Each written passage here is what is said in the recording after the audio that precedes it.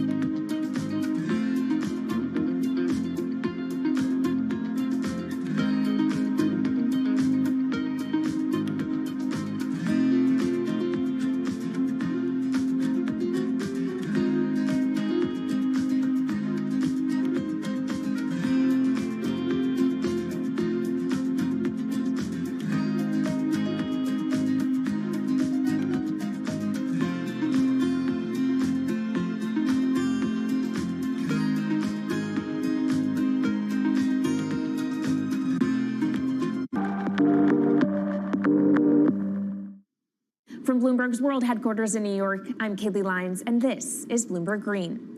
Now let's bring in Meredith Annex, our Bloomberg NEF hydrogen specialist, to talk more about how hydrogen could change the energy landscape. So Meredith, what place do you think hydrogen is likely to have in the future energy mix globally? Hydrogen's this incredible solution for us as we look to decarbonize because it's a perfect solution in areas that are hard to electrify. So where we like to think about hydrogen playing a role, it's in things like heavy industry, especially where you need a feedstock as well as energy source, and in things like dispatchable power, long-haul transport, maybe even shipping and aviation. That sounds great that it can be used for such diverse industries. At the end of the day, though, how much is this going to cost?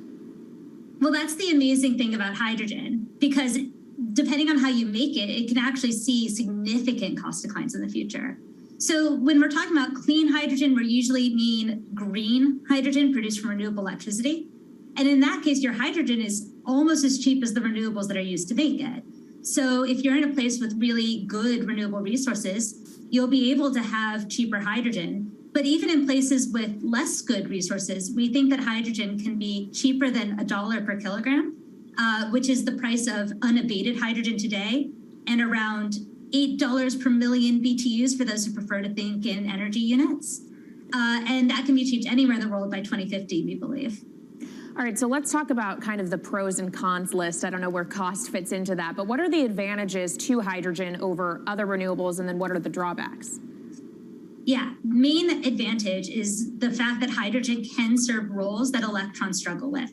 And that's things like seasonal storage, for instance, or just anything where you need storability, where electrons are harder to store, hydrogen is going to be easier. That also leads to a downside, though, because hydrogen is less energy dense than the usual things that we use for storable energy today, like coal or oil or natural gas. So you will need more volume of storage to handle the same amount of energy. Let's talk about the viability as well and how it may differ in different geographies. What is your view on that?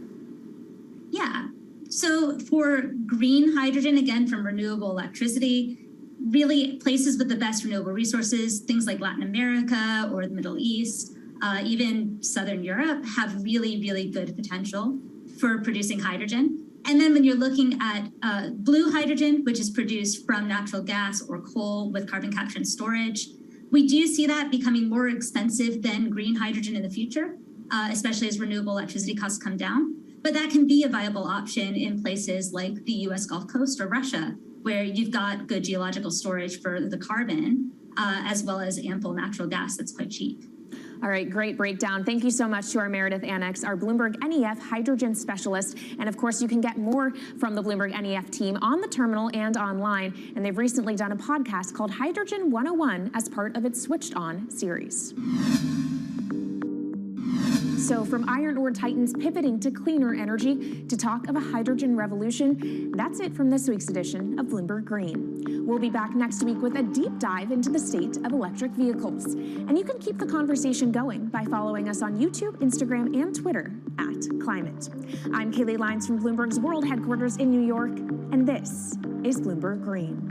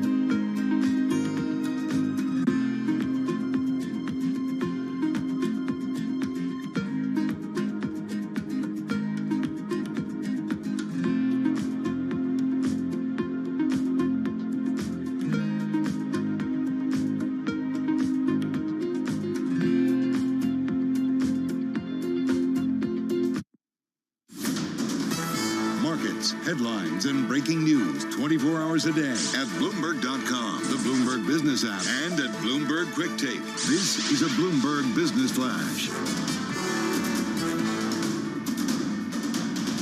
From Bloomberg World Headquarters, I'm Charlie Pellet. The Dow, the S&P lower, NASDAQ is advancing. Stocks have paired declines. Investors are weighing risks to the economic recovery from inflation and tightening monetary policy.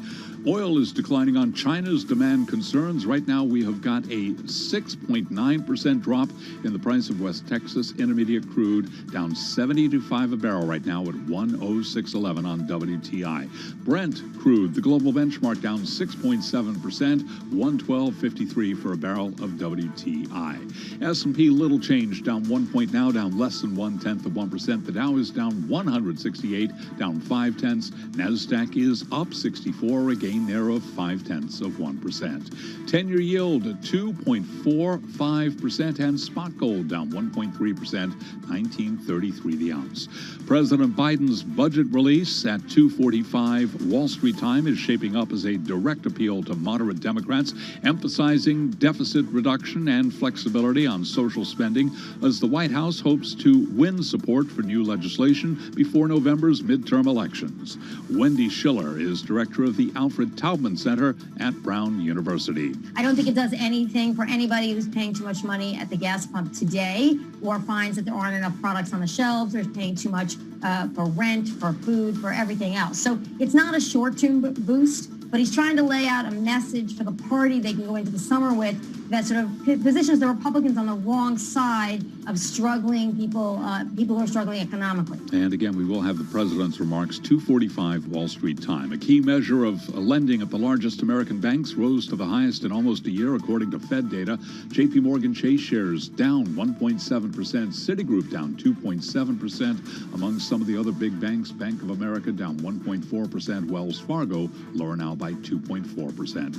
I'm Charlie Pellet. That is a Bloomberg Business Flash. This is Bloomberg Business Week. Insight from the reporters and editors who bring you America's most trusted business magazine. Plus, global business, finance, and tech news as it happens. Bloomberg Business Week with Carol Masser and Bloomberg Quick Takes Tim Stenovic on Bloomberg Radio. Live from the Bloomberg Interactive Brokers studio, we are streaming on YouTube. Yep, it is Monday, March 28th, 2022. The countdown to Friday's jobs report. It begins. Oh, we're already talking about it. We're on it. I feel like we say every month this is a big one and an important one. But look, I think with this one, Carol, it's just going to add more, fodder for hawks to say, okay, 50 basis points, that's what it is. All right, so we shall see. We are definitely counting down. Today, we've got stocks bouncing around again. Tim and I said this a lot. Tech leading the way, though. Higher in terms of providing some support and getting us off those lows. We'll have more on the trade and the fundamentals to focus on in just a moment. And President Biden announcing his budget for fiscal year 2023. We're going to go live to the White House on that and what he may say about his comments over the weekend about Vladimir Putin. Those comments certainly heard around the world. Yeah, he is expected to take questions from members of the press community. Stock splits all the rage, which helps explain why Tesla shares already on a tear over the last couple of weeks, rallying once again today. Okay. What? It's nothing fundamental about the company changes, and you cannot buy stocks using buy fractional shares of companies on so many brokerages. So Wah. Investors aren't listening to you. They're not. That's okay. It's fine. You don't have to listen. All right. Bloomberg Big Take today. Vanguard's pivot away from the cult of John Bogle, irking loyalists. This is a great deep dive. And then talk to just about anyone who's worked at TPG over the past 3 decades, and they've got a Bonderman story. We're talking David Bonderman. So do we. In fact, we have his wild ways that forged TPG and the individual who now has to tame it. He's Bondo to the cool kids. And speaking of wild stories, the smack heard around the world. Yep, we're going to talk about the Oscars. Let's get to it, though, and the Market Drivers Report. And lucky for us, we are all in with Gina Martin-Adams. She's Chief Equity Strategist at Bloomberg Intelligence on the phone from New Jersey. And Gina, I do feel like what I love about you, we say it all over and over, is you focus on the fundamentals. We're going to be talking earnings in just a couple of weeks, getting underway. The earnings season, when you look at this market fundamentally, how does it look for you? Well, it's really interesting because right around the time that stocks bottomed a few weeks ago, earnings estimates started turning higher. So I think this is sort of the underreported story of what's happened to sort of spark this rally is a combination of, yes, oil prices probably have peaked, and certainly oil prices going lower relieves a lot of concern about economic weakness emerging as a result of those high oil prices. But also, earnings estimates keep going higher. As a matter of fact, earnings estimates rose for not only the first quarter earnings season that's coming up, but also the second quarter and third quarter. So analysts are not confirming that this economy is in trouble, as I think the market may have been worried about earlier this year. Okay, well then you have a new note out this morning that says that stocks may have a tough road ahead as the model turns red. You're talking about the market regime model. So explain what that is. Yes. and who has a tough road ahead. Yeah, so we run 2 different models for the equity market to try to get a sense of where things are and where they're headed. We run a market regime model and an economic regime model. The economic regime model is still very, very green, still very supportive.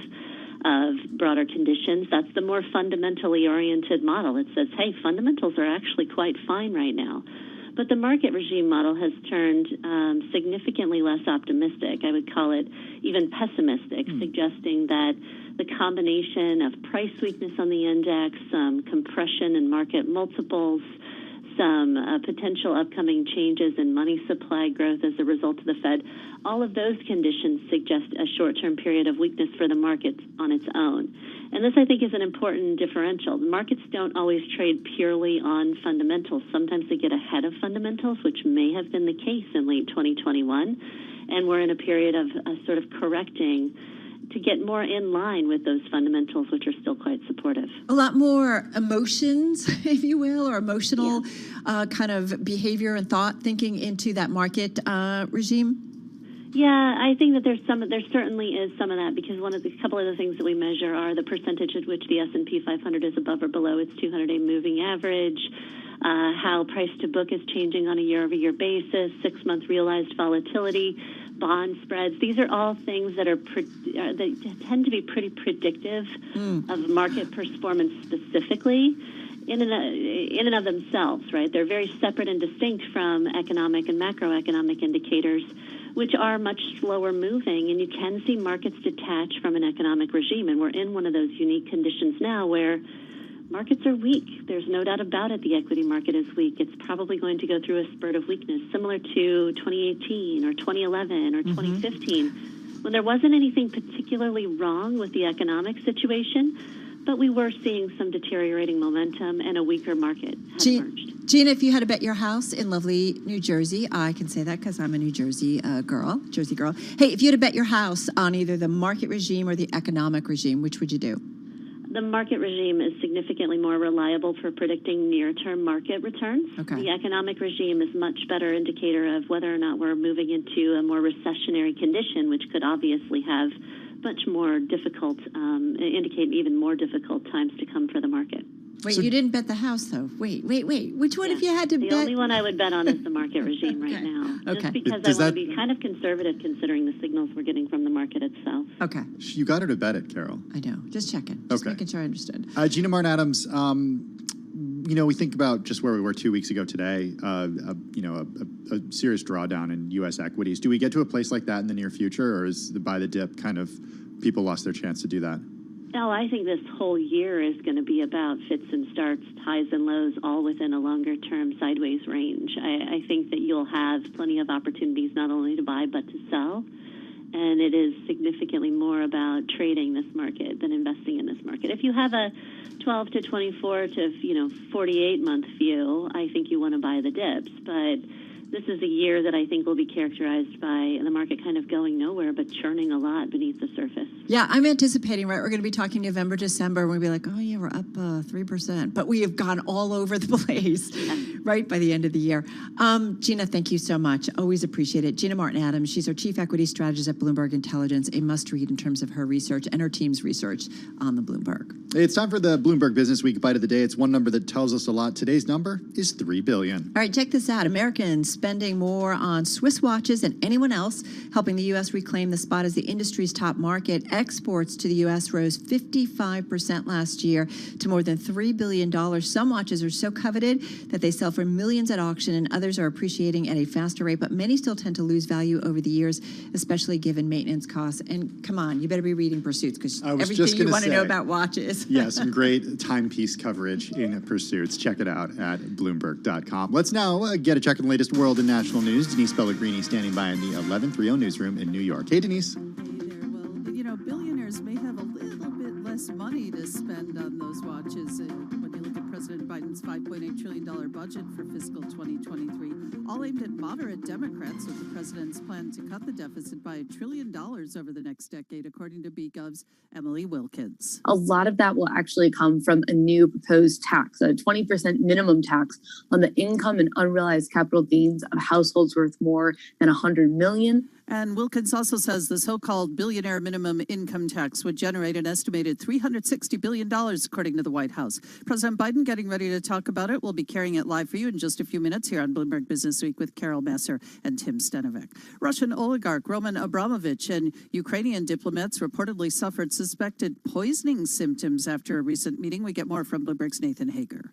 According to the Wall Street Journal, Abramovich and at least 2 senior Ukrainians developed red eyes, painful tearing, and peeling skin on their hands and faces after a meeting in Kiev earlier this month. The sources blame hardliners in Moscow for the suspected attack. They say everyone affected has since improved and their lives aren't in danger. Ukrainian President Volodymyr Zelensky has also met with Abramovich. His spokesman says he has no information about any suspected poisonings. In Washington, I'm Nathan Hager, Bloomberg Radio. Thank you, Nathan. And Shanghai is in COVID lockdown this hour. The government there plans to lock down one part of the city for the next few days, then switch to the other half. Global news, 24 hours a day, on air and on Bloomberg Quick Take. I'm Denise Pellegrini, and this is Bloomberg. All right, Denise, thank you so much. You're listening to Bloomberg Business Week. Carol Master along with Tim Stenovic. We are live at Bloomberg headquarters in New York City.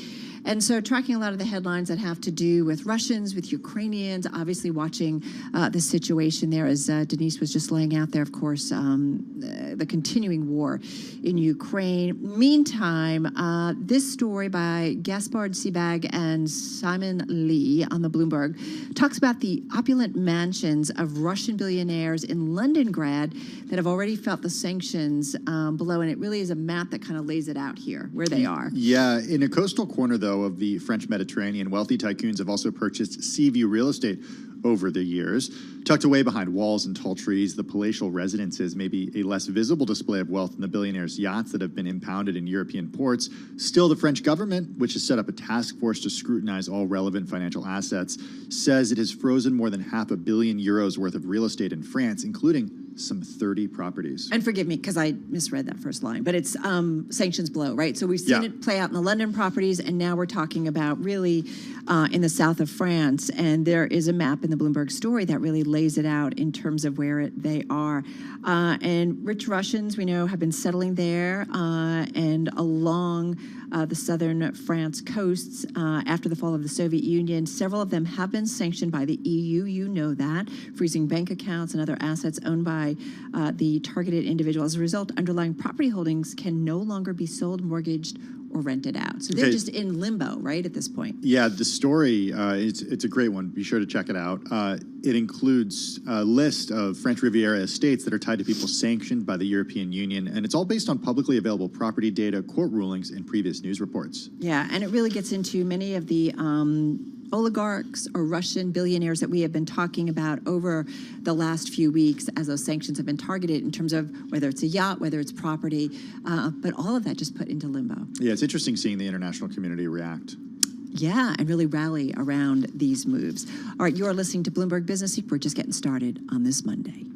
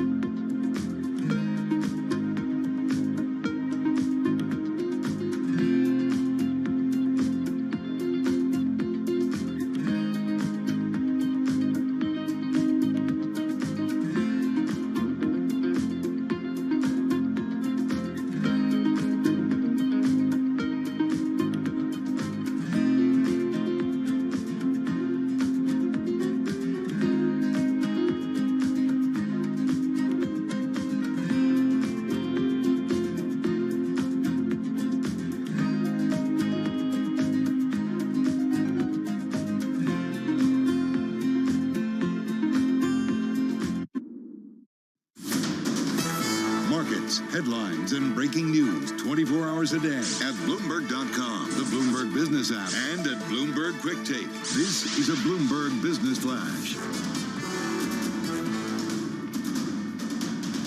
From Bloomberg World Headquarters, I'm Charlie Pellet. Stocks have paired declines as investors weigh risks to the economic recovery from inflation and tightening monetary policy. The S&P 500 index is now down less than 1 point. We've got the Dow down 145, down 0.4. Very different story for NASDAQ, up 59, a gain there of about 0.4%.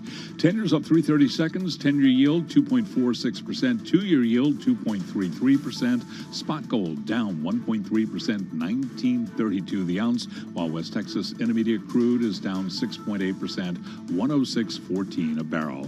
Bitcoin up 3.5%, now 47,653 on Bitcoin. Tesla is planning its second stock split in roughly 2 years, giving a lift to shares that have been trading lower on used COVID-19 as again disrupting operations. Tesla shares right now, we do have Tesla up by 7.7%.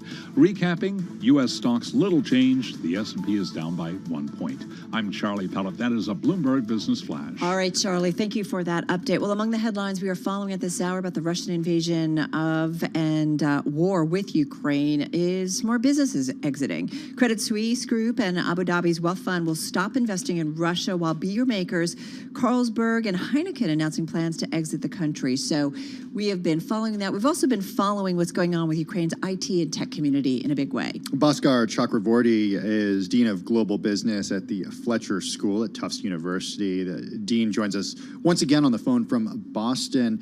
How are you, Dean? I'm doing very well, thank you. And you? We're doing well. It's good to have you back with us. I wanted to just start by, because you are in constant conversations, and Carol and I have talked a lot over the last month and the last 5-6 weeks about the IT community on the ground in Ukraine and how much international businesses, American businesses rely on tech workers in that part of the world. But you're in constant contact with the IT community there, and give us an idea of what's happening, has it been disrupted, and if they're still able to work. Yes, absolutely. So no question, it has been disrupted, and the community, of course, is spread out across the country. And in my conversations with them, I realized that Ukraine, just to look at the map, will remind us of the fact that Ukraine is a very large geographic area.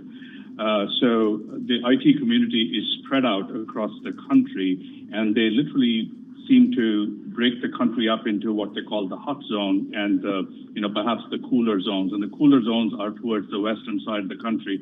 And many of the IT firms that are still operating are on the western side, or they have relocated their personnel and other equipment to the western side. So they're adapting, they're adjusting, and certainly the ones that are based on the western edge of the country, they're operating and they're looking for business. Well, and as Tim said, we unfortunately, as a result of this war in Ukraine, we are realizing what a important and large IT and tech community is in Ukraine, and how many, global companies interact or rely on that tech community. From what I understand, you have been, as you said, in touch with many members of that community on the ground. I believe they call themselves the IT Army. What are you hearing, though, about what they are seeing, their expectations, maybe about when this ends, and what is the future? Can they even think about it at this point?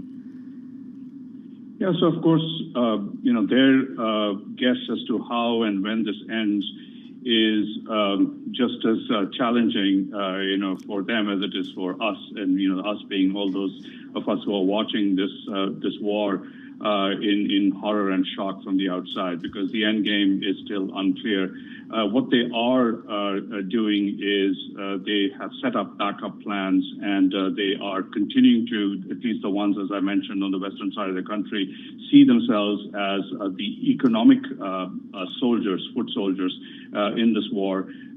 President Zelensky has encouraged everybody who is a significant contributor to the economy to do their best to keep the economy running.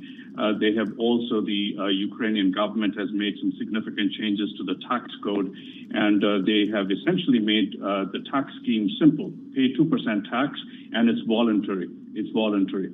So they're trying to encourage people to get back to work, to keep the economy running, and they see the IT industry as the prime engine for the economy to be running, because it's the one industry that can survive as long as the internet infrastructure survives. So this industry has, at least the ones that have been successful, have got internet connectivity, they have got backup power, they are storing their data offshore, and they're continuing to do work with their clients. As you mentioned, they do see themselves as the IT army. They see that they are contributing to the war by keeping people employed, by bringing in revenues, and potentially contributing to the tax revenues that the government sorely needs in order to, keep everything that it is doing operating. So here's my question. If you're a startup right now and you have a germ of an idea, and you're somewhere outside of Ukraine, but you need IT workers, are you less likely to look to Ukraine for that IT work, given the disruptions there? And my question is really about long-term economic damage to the country as a result of this, because I imagine that if you're looking for stability, it perhaps isn't the right place to go right now if you're that startup founder. Absolutely, and I would empathize with everybody who is either a startup or an established company, because when you're looking to get any kind of outsourced work done, whether it's IT or any other kind of service, you're looking for not only quality, but also, agreements at the service level and stability. That even if I have, a great talent and capital, I want the work done, and I want to make sure that the work doesn't get disrupted by something like a war going on. Right. So absolutely, people are concerned about the risk. That said, a lot of companies, startups included, are looking for ways in which they can help this war effort. So my ask for the startups would be take on some of the risk, and some of the folks I've spoken with in this IT army, they're saying they have tried to insure against many of the risks and the contingencies. Of course, it's not 100% guaranteed. Well, great to check in with you once again. Another important aspect, certainly to this story and this reality. Bhaskar Chakravorty, he is Dean of Global Business at the Fletcher School at Tufts University, joining us once again on the phone from Boston. Really appreciate his time on this Monday. I mean, I feel like I learned so much about Ukraine, right, in terms of the IT community. Yeah, remarkable resilience. You're listening to Bloomberg Business Week. Carol Massar, Tim Stenovic. This is Bloomberg Radio.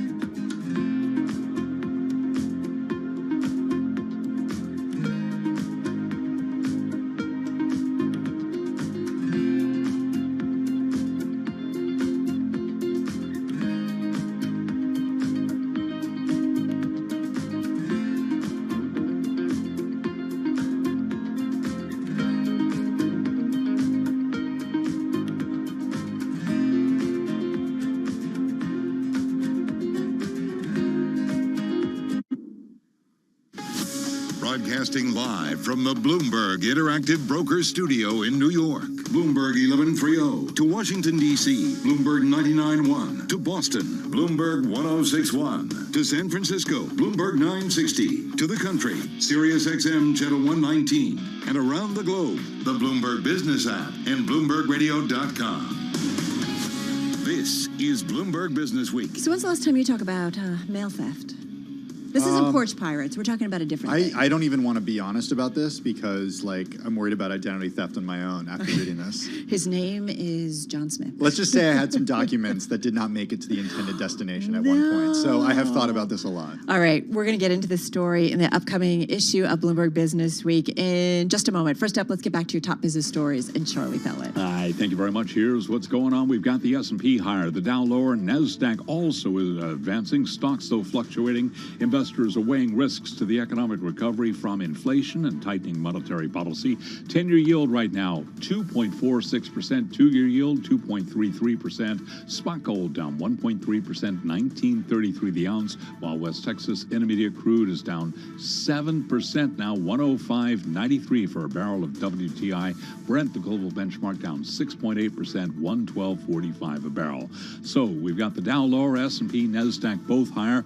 For stocks, at least the S&P little changed after recent gains. Emily Hill is founding partner at Bowersock Capital Partners. I think the market was oversold last week. I don't think this is the end of it by any stretch.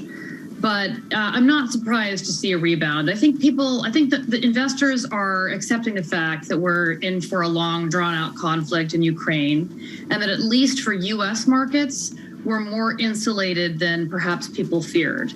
Walmart is ending cigarette sales in some stores, citing a business decision to take a step back from the sale of tobacco.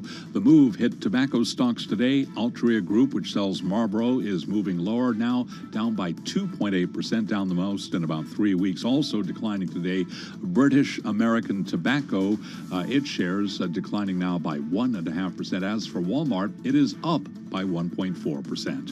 Recapping, the Dow lower by 0.4%, S&P 500 index now up by less than 0.1%, NASDAQ up by 0.5%. I'm Charlie Pellet. That is a Bloomberg Business Flash. All right, Charlie, thank you so much. And now for something a little bit different, but definitely on our radar. It's a story coming up in the new issue of Bloomberg Business Week out later this week, already online and on the Bloomberg. And Tim, it's about a spike in mail theft, and it's been fueled by a black market for stolen checks. The story by Jack Gillum, cybersecurity correspondent at Bloomberg News. He joins us from the 99.1 studio in Washington, D.C. With us in person here in New York City, Joel Weber, editor at Bloomberg Business Week. He's with us in the Bloomberg Interactive Broker Studio. Joel, it's interesting. We talk so much about hacking and cybersecurity, and then I read a story like this, and it's like, does it get any more old school than stealing checks from the mail and trying to change who they're addressed to? Yeah, there are the new ways of hacks, and then I guess there's like the ultimate old school Although way. This does involve technology, to be fair. It does. And Jack's story and reporting totally caught our eye because it was just like, wait, what? And the whole scheme centers on basically getting people's mail, like hard mail. There's been a raft of thefts of mail keys, which can open boxes. There's all these Telegram videos online of thieves grabbing as much mail as they can, stuffing it into cars, getaway vehicles. But that's where it gets interesting, because what do you do with those checks that are in the mail that you're still paying your bills with, Jack? Well, this is an interesting theft, or a string of thefts, right? It's like we're kind of bringing it back here, as you mentioned, to the old school. And what's happening here is it's a new twist, I would say, on an old problem. It's not new that people have tried to fish letters out of the mailbox, right? But it is a new phenomenon that they are taking these checks, putting them on apps like Telegram and selling them by the thousands. And it's pretty straightforward. I mean, I've even looked at a bunch of YouTube videos about putting these in nail polish remover, stripping away the ink that you maybe write out to your power company, maybe for your mortgage or your rent check. Or grandma sending some money. Or right, yeah, grandma sends you $50 for your birthday, in lieu of a nice knitted sweater. And guess what? This thing gets posted online. Someone overdraws your account, like a gentleman we spoke with here in the D.C. area, and it's off to the races. So the whole thing here, the scam, is basically if you can remove who the check was made out to, but keep the amounts, right? So, or do you just strip it all and sell? Are you selling a blank check when you do it this way? You're essentially selling a blank check. And one of the victims we spoke with said that, he found out about it because I called him up and said, hey, did you try to make a credit card payment for such and such bank? And he says, how do you know? I said, well, I'm looking at your check right now. And he was very much taken aback. But then, about a week later, he said that somebody tried to withdraw a much larger amount than he, of course, had in his account at the time. His bank had already been flagged for this and said, oh, look, there's another check that got bounced. So I think it's kind of a guess, right? Like how much is somebody going to have in their account? Maybe they seem wealthy, maybe we'll try for $1,000. If it doesn't work, no skin off our nose. If it does, well, here's a stack of 20s we can now go around town with. Okay, Jack, so many questions, so little time. But I do wonder, if somebody makes a check out to themselves, aren't they incriminating themselves then? Or do they make it out to cash? How does that work? So there are a few different ways that you could do this. These channels that we had talked about, this professor at Georgia State, David Mayman, had actually tracks not just stolen checks, but stolen identities, bank account information, so usernames and passwords to get into these accounts.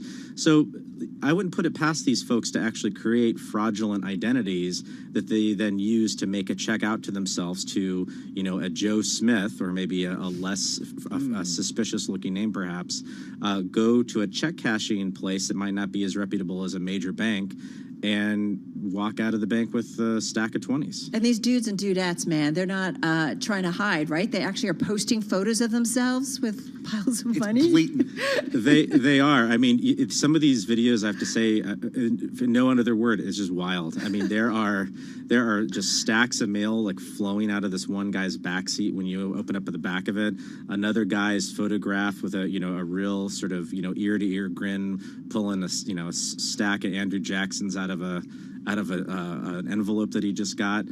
They don't hide themselves, and the folks we spoke to said it's because there's no incentive for them to be anonymous. These thefts have increased while the rate of at least federal prosecutions of this mail theft have gone down. So you be the judge about how often someone's actually going to get caught. And how big of a problem do we think this is? I mean, I know it's going to be difficult to put number on it, but how big of a spike in mail theft are we seeing? So, I mean, if you look at the numbers, the watchdog, the Inspector General for the USPS, says that at least in the last year or so, the check thefts have gone up by about 161%, or rather, complaints of mail thefts. Now, the Postal Service says not all of those are indeed bona fide. Maybe somebody had a check lost in the mail, got upset, reported it as stolen, and it was fine. But, by and large, when we talk to some of the experts, some of the officials who study this, they say, look, these numbers are significantly going up. And just by, Bloomberg's view of looking at on these Telegram channels of our own,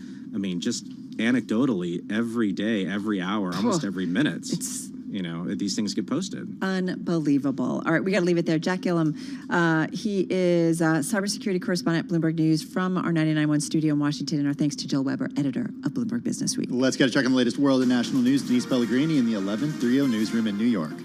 Hey there, Tim. Thank you. We have a dramatic scene unfolding at Cancun International Airport. People running around outside. News reports of a shootout there. We're tracking developments for you here on Bloomberg Radio. And police say they are trying to verify, though, if there even was an incident. Not clear at this point. One thing is clear is President Biden's $5.8 trillion budget. The 2023 blueprint, it aims to cut the deficit by $1 trillion over a decade, as you've been reporting, with help from that new tax on the wealthy. Bloomberg's Joe Matthew tracking developments. If you're worth more than $100 million, you'd have to go to the IRS every year and show them what happened to your assets, what they are worth compared to the beginning of the year, and then you get a tax bill. Yeah, get a tax bill for sure. And Bloomberg's Joe Matthew also says that 20% tax on unrealized capital gains would be the largest tax hike in history. President Biden expected to speak about his plan any minute now, and we'll be taking to the live here on Bloomberg Business Week. Biden's budget, by the way, includes hundreds of millions of dollars for New York City's 2nd Avenue subway project. U.S. lawmakers looking into whether Credit Suisse is complying with Russia sanctions. That's after earlier reports the company asked investigators to destroy information about dealings with some wealthy clients. The bank says it has stopped new business in Russia. Talk about dropping that mask mandate on airplanes is gaining altitude. Former FDA Chief Scott Gottlieb says he thinks the mask mandate for federal public transportation will be lifted when it expires, and that's on April 18th, guys. Global News 24 hours a day. I'm Denise Pellegrini, and this is Bloomberg. All right, Denise, thank you so much. Denise Pellegrini with World and National News. Just a reminder, we are expecting some comments from President Biden on his new fiscal budget, but also expected to talk about Ukraine. As soon as he begins speaking, we'll take you to the White House.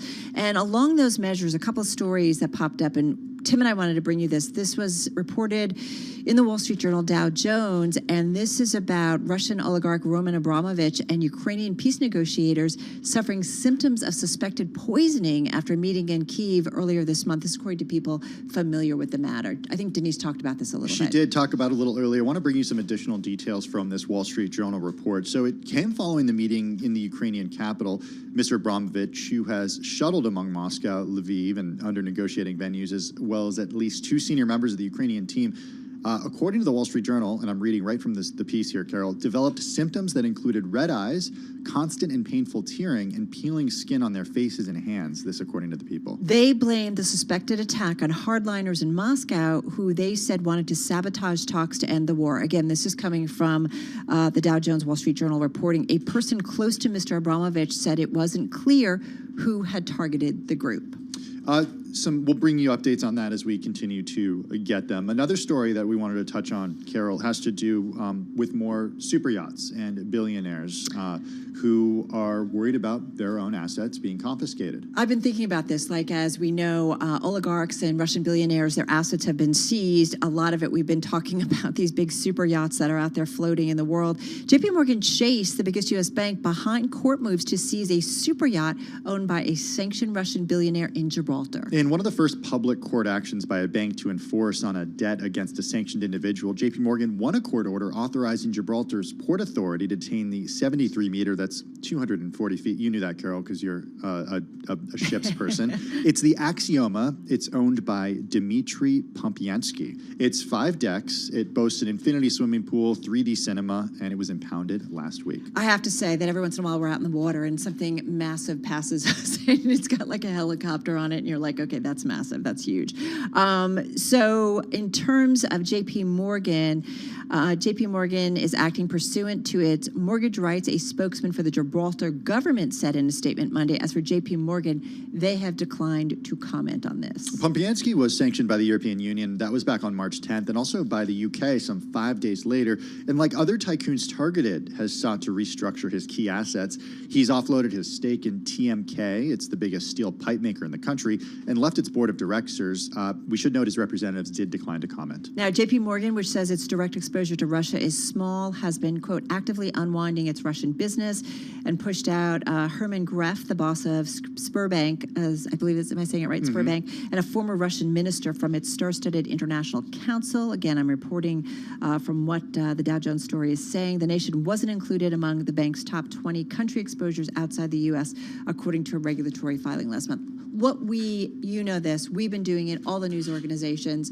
First of all, globalization means we are all interconnected, even emerging areas, maybe some problem areas, but you do realize that a lot of the global financial institutions obviously have had exposure to Russia. You know, pick your part of the world, but when sanctions get put out there, global sanctions, you know, that's when everybody's got to start pull back or kind of expose what their relationships are. Well, let's also take a step back and think about what the United States, the European Union, and the United Kingdom are trying to do as a result of these sanctions, or with these sanctions, Carol. The idea is that, you know, if you hit the billionaires, the oligarchs, where it hurts when it comes to their assets, perhaps they will actually have some influence over Vladimir Putin, many of whom have been connected to him in the past, are currently connected to him as a result of sometimes decades-long relationships. You know, it's interesting. We've been having a lot of conversations, and I bet you all have too, with folks that you know, and certainly in the newsroom. But, you know,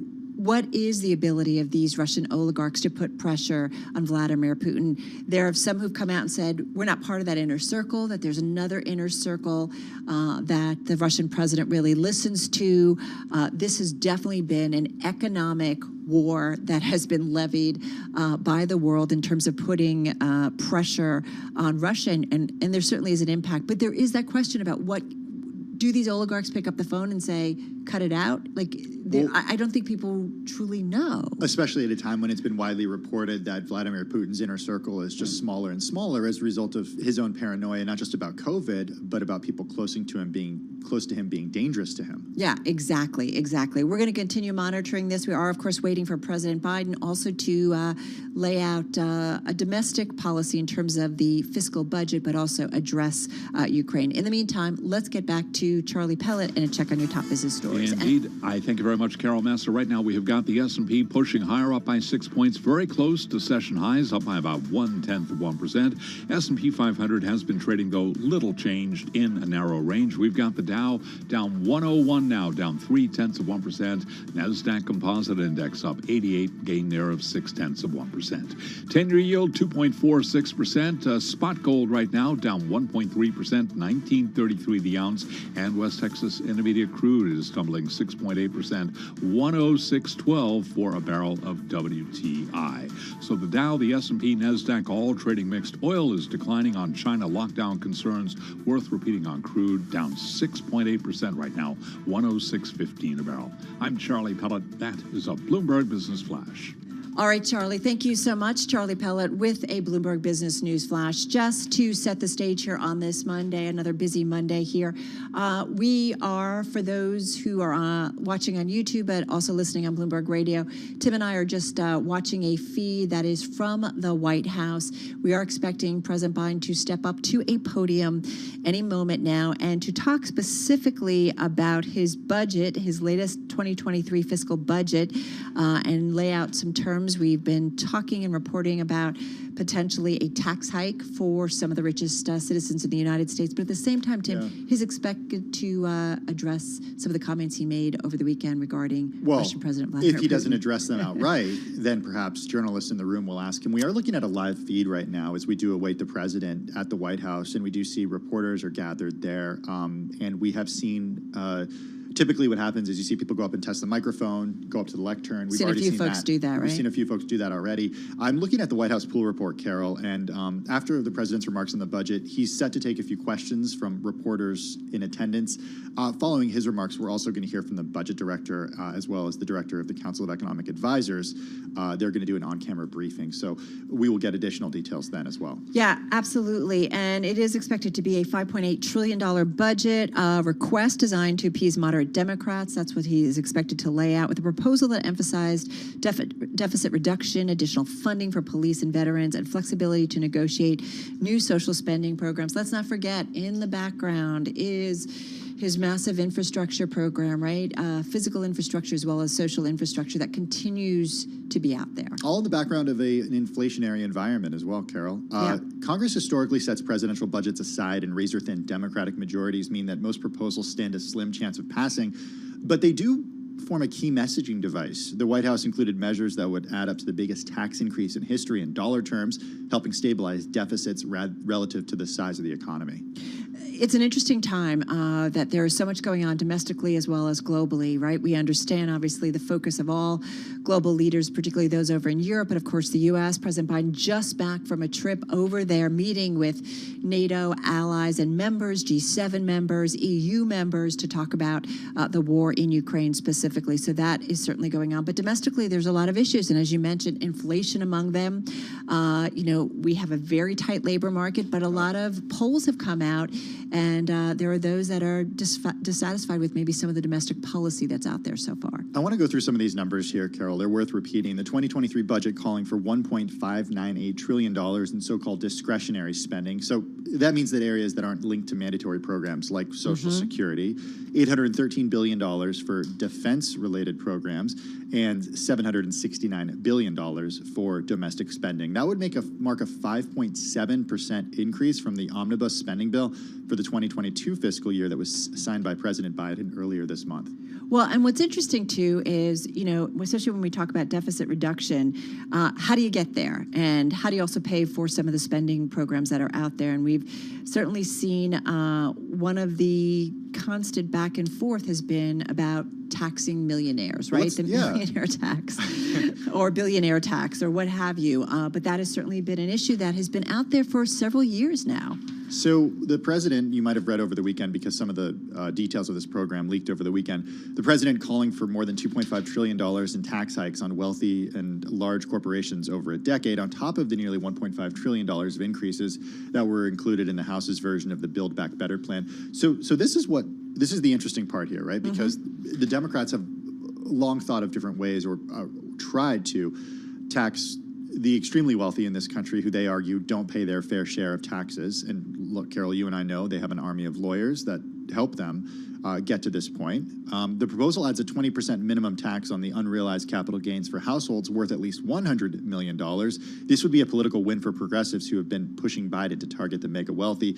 The plan, though, omitted a controversial bank reporting proposal from last year that would allow financial institutions to share account information with the IRS. Now, if enacted fully, this year's plan would be the largest tax hike in history. It does include several major increases that have already been rejected by some Democrats in Congress. President Biden, again, calling to raise the corporate tax rate to 28% from 21%, hoist rates on the highest earning Americas to 39.6%. So, there's a lot who have already said that they'll push back on that. House Democrats also declined to include a version of the billionaires tax in last year's social spending bill. I have to say, it's interesting, the Milken Global Initiative is coming up in another month or so. And I remember a few years ago being there and talking with various wealthy individuals, investors who said, yeah, it's time for us to pay a few more taxes. And this goes back to income tax versus wealth tax, like, taxes on investments, right, or capital gains, which is where a lot of wealth comes. Or unrealized gains. Or unrealized gains, right? And that is where the wealth comes for many wealthy individuals. Well, we are still awaiting income, right? Exactly, and that's the key differentiator here. We are still awaiting comments from President Biden on the budget. He is expected to take questions from reporters there. In the meantime, March is Women's History Month, and every day this month we are celebrating significant moments in women's history. Now with your installment for Monday, March 28th, here's Bloomberg's Renita Young. On this day in women's history in 1917, the Women's Army Auxiliary Corps was established. It was renamed Queen Mary's Army Auxiliary Corps in 1918. And just a few years earlier, the mere suggestion of women in the Army would have been considered ridiculous by the British War Office. As far as the British military was concerned, the only military role that was suitable for women was nursing. But in 1917, there was a huge step back from that mindset. When World War I was declared in 1914, women formed long lines at labor exchanges to volunteer for whatever roles that were available related to the war. Coupled with Britain facing a major manpower shortage 2 years later and several movements, women finally got an opportunity to work alongside men soon after. That's today in women's history. I'm Renita Young, Bloomberg Radio. A big thank you to Bloomberg's Renita Young for that update. Remember, March is Women's History Month, and each day this month we celebrate significant moments in women's history. All right, you are listening to Bloomberg Business Week. Carol Massar along with Tim Stenovec. Again, a reminder, we are awaiting some comments from President Biden at the White House. We will take you there as soon as he begins speaking. In the meantime, we've got equities moving up to their highs at this session. Green when it comes to the S&P 500 now with a gain of about 12 points, well off its losses and lows earlier in the session. You got the Dow Jones Industrial Average, still some pressure there, down about 53 points. NASDAQ Tech, the outperformer, helping drive some of the momentum in today's trade. It is up about 111 points. We're talking about the NASDAQ for a gain of 0.8%. All right, Carol, I like to look at the context when you pull out and just look at a longer-term view. Here we are. It's the last week of the quarter, believe it or not. And quarter to date, I know, it's remarkable. We're still not done with earnings, by the way, even before we get started. started with the next month's earnings, right? Yeah. The NASDAQ down 8.7% so far this quarter. The S&P 500 down 4.4%, and the Dow Jones down 4.2%. Yeah, so it's always good to have some perspective. What's remarkable, and we talked about this with Gina Martin Adams, is just there was a lot of pessimism, and you saw that certainly putting pressure on equities for some time, dragging down the major equity averages. We've now bounced it back, and maybe a lot of the negative news was already factored in, and that investors are looking out towards economic growth. And Gina talked about it. Earning estimates, when stocks hit bottom, earnings estimates were being raised. I think a key driver not only is the jobs report that we get on Friday to kind of understand where Americans are when it comes to this economy, but the other part of this has to do with bank earnings that we start to get at the early part of next month to get an understanding of how the banks are feeling about this economy. Yeah, absolutely. And they will be key in getting an idea, because if individuals feel comfortable enough about borrowing money, that shows that there's some, support, some, optimism when it comes to what's coming in the economy. And this is why the commentary, the ability to put out forecasts will be really telling this earnings season and what kind of growth that we're going to see, going forward. So it's going to be a very important batch of earnings. They're all always important. I love to hear what the CEOs have to say. But again, the ability to put forecasts out there and talk about growth, that's really important. Yeah, it is. Or lack thereof. Well, and that's the thing. And that's really what we're going to be able to get from companies. And I think what is important for us to be thinking about, Carol, is what we hear from CFOs about their own outlook, how they're thinking about the current quarter, how they're thinking about the remainder of the year, and of course, how they're thinking about the spending power of the consumer, not to mention their own internal costs that have gone up. Well, go back to what Gina Martin Adams had to say, our chief equity strategist at Bloomberg Intelligence, and she said when stocks were bottoming a few weeks ago, earnings estimates started to go up, and she said it wasn't just rising for the current quarter, the first quarter that we are just about to wrap up, but also for the second quarter and third quarter. That's outlooks, that's visibility. It's not like, well, we're going to raise them for this quarter and we're going to hold off. All right, folks, you are listening to Bloomberg Business Week. Carol Massar along with Tim Stenovec. We're watching a live feed from the White House. President Biden getting ready to step up to the podium. He is expected to make some comments about his latest fiscal budget and lay out his priorities as well as how to pay for them. But we are also expecting that President Biden will also make some comments in terms of the war over in Ukraine, and also take some questions from reporters who will obviously drive the conversation there. Yeah, that was certainly a big part of look, the White House's weekend, right? 9 words, Carol, that were ad-libs at the end of a speech in Europe where the president, many saw, called for regime change. Yeah, exactly. And, I always think about the old show, West Wing. I saw some survey President Bartlett, he would go off script and all of his handlers and his key advisors. And there would be some sort of Aaron Sorkin music that would come up when he would do that. And they'd be like, all right, I got to get a press release about that. We're going to have to be addressing, questions. But you can just imagine. And we have heard from Anthony Blinken over the weekend, certainly addressing that about what the president really meant by that. And so we'll see what kind of clarity we get directly from President Biden. Yeah, look, I think a real tell will be to what extent the questions actually focus on the budget versus actually focusing on what happened over the weekend and the president, of course, returning from his trip in Europe. All right, let's go to the state dining room at the White House and President Biden. Well, good afternoon, folks. It's been a busy couple of days for all of you. Let me begin by thanking Director Young. You've heard me say this before over the years. My dad had an expression. He said, "Don't tell me what you value. Show me your budget. I'll tell you what you value. Don't tell me what you value. Show me your budget, and I'll tell you what you value." Well, the budget I'm releasing today sends a clear message to the American people that what we value. First, fiscal responsibility.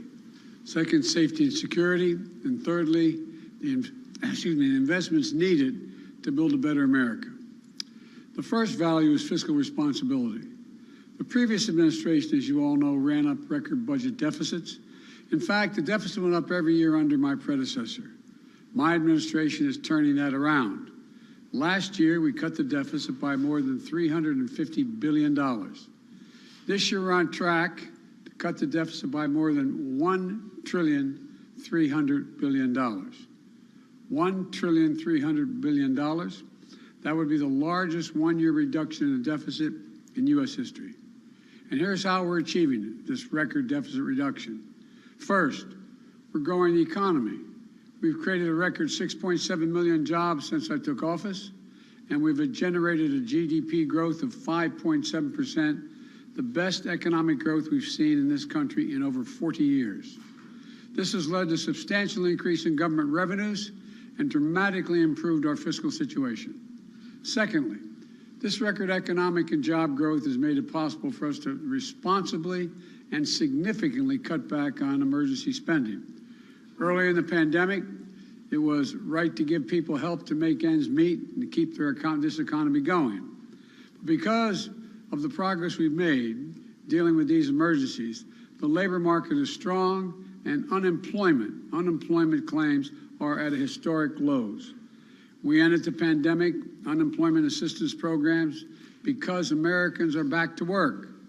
I'm calling for new pandemic subsidies for large businesses to not continue those because those businesses are back and moving again as well.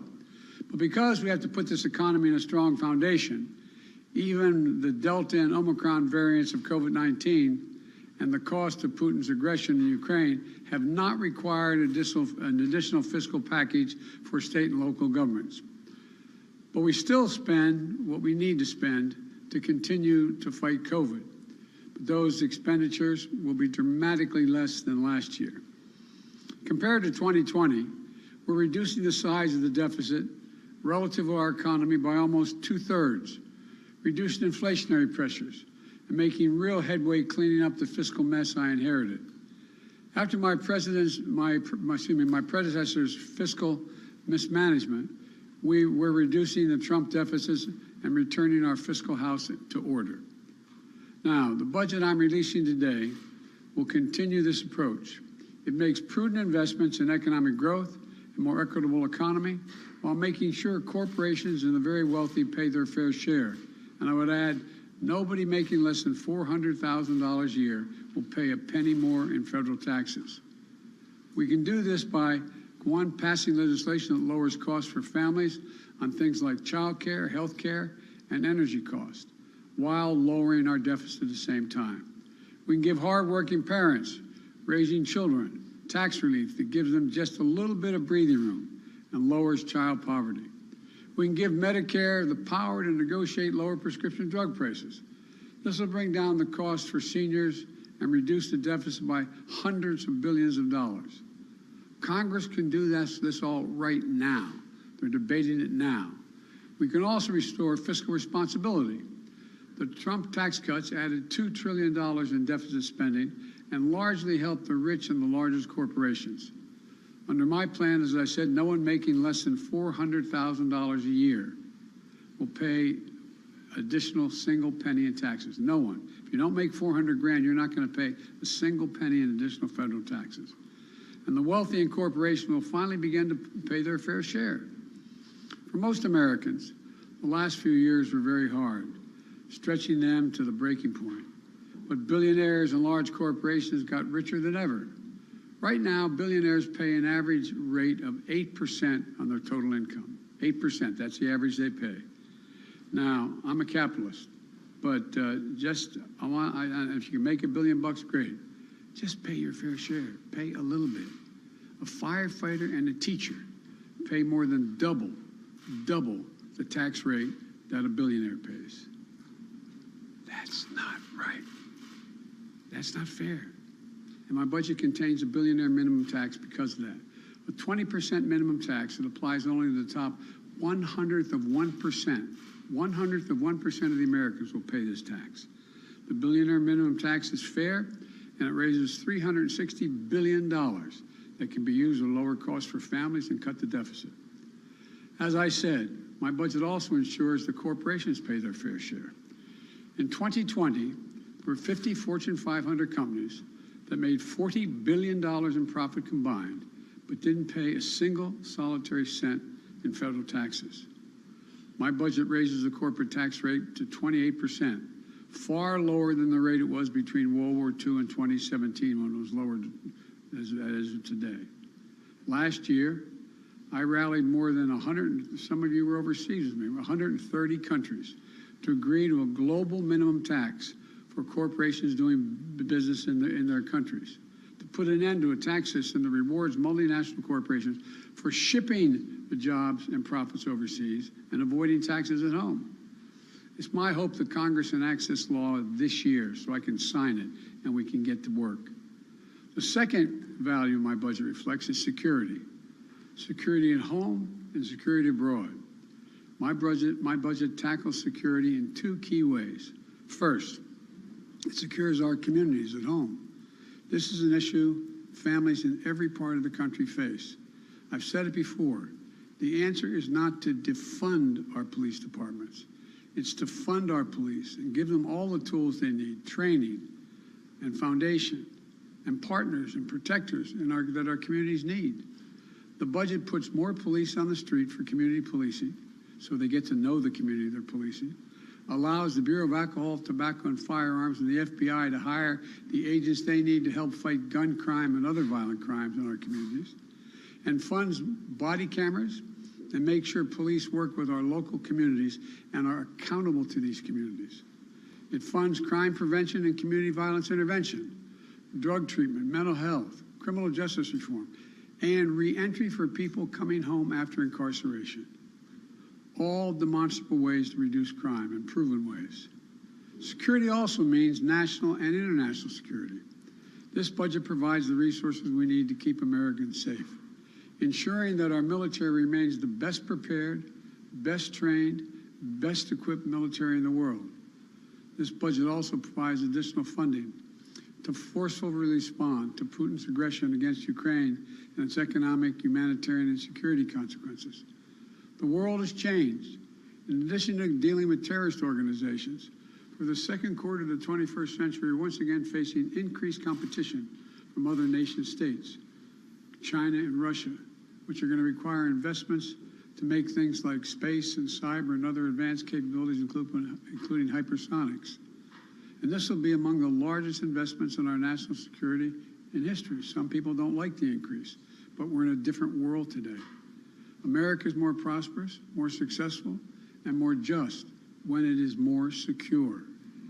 We can restore fiscal responsibility and safeguard our security at home and abroad while meeting the third value, what I call building a better America.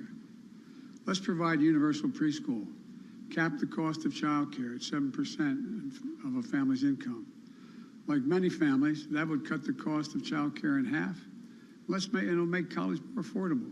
My budget doubles the maximum Pell Grant. Families making under $50,000 a year to nearly $13,000 and helps more than 8 million students who rely on Pell Grants pay for college.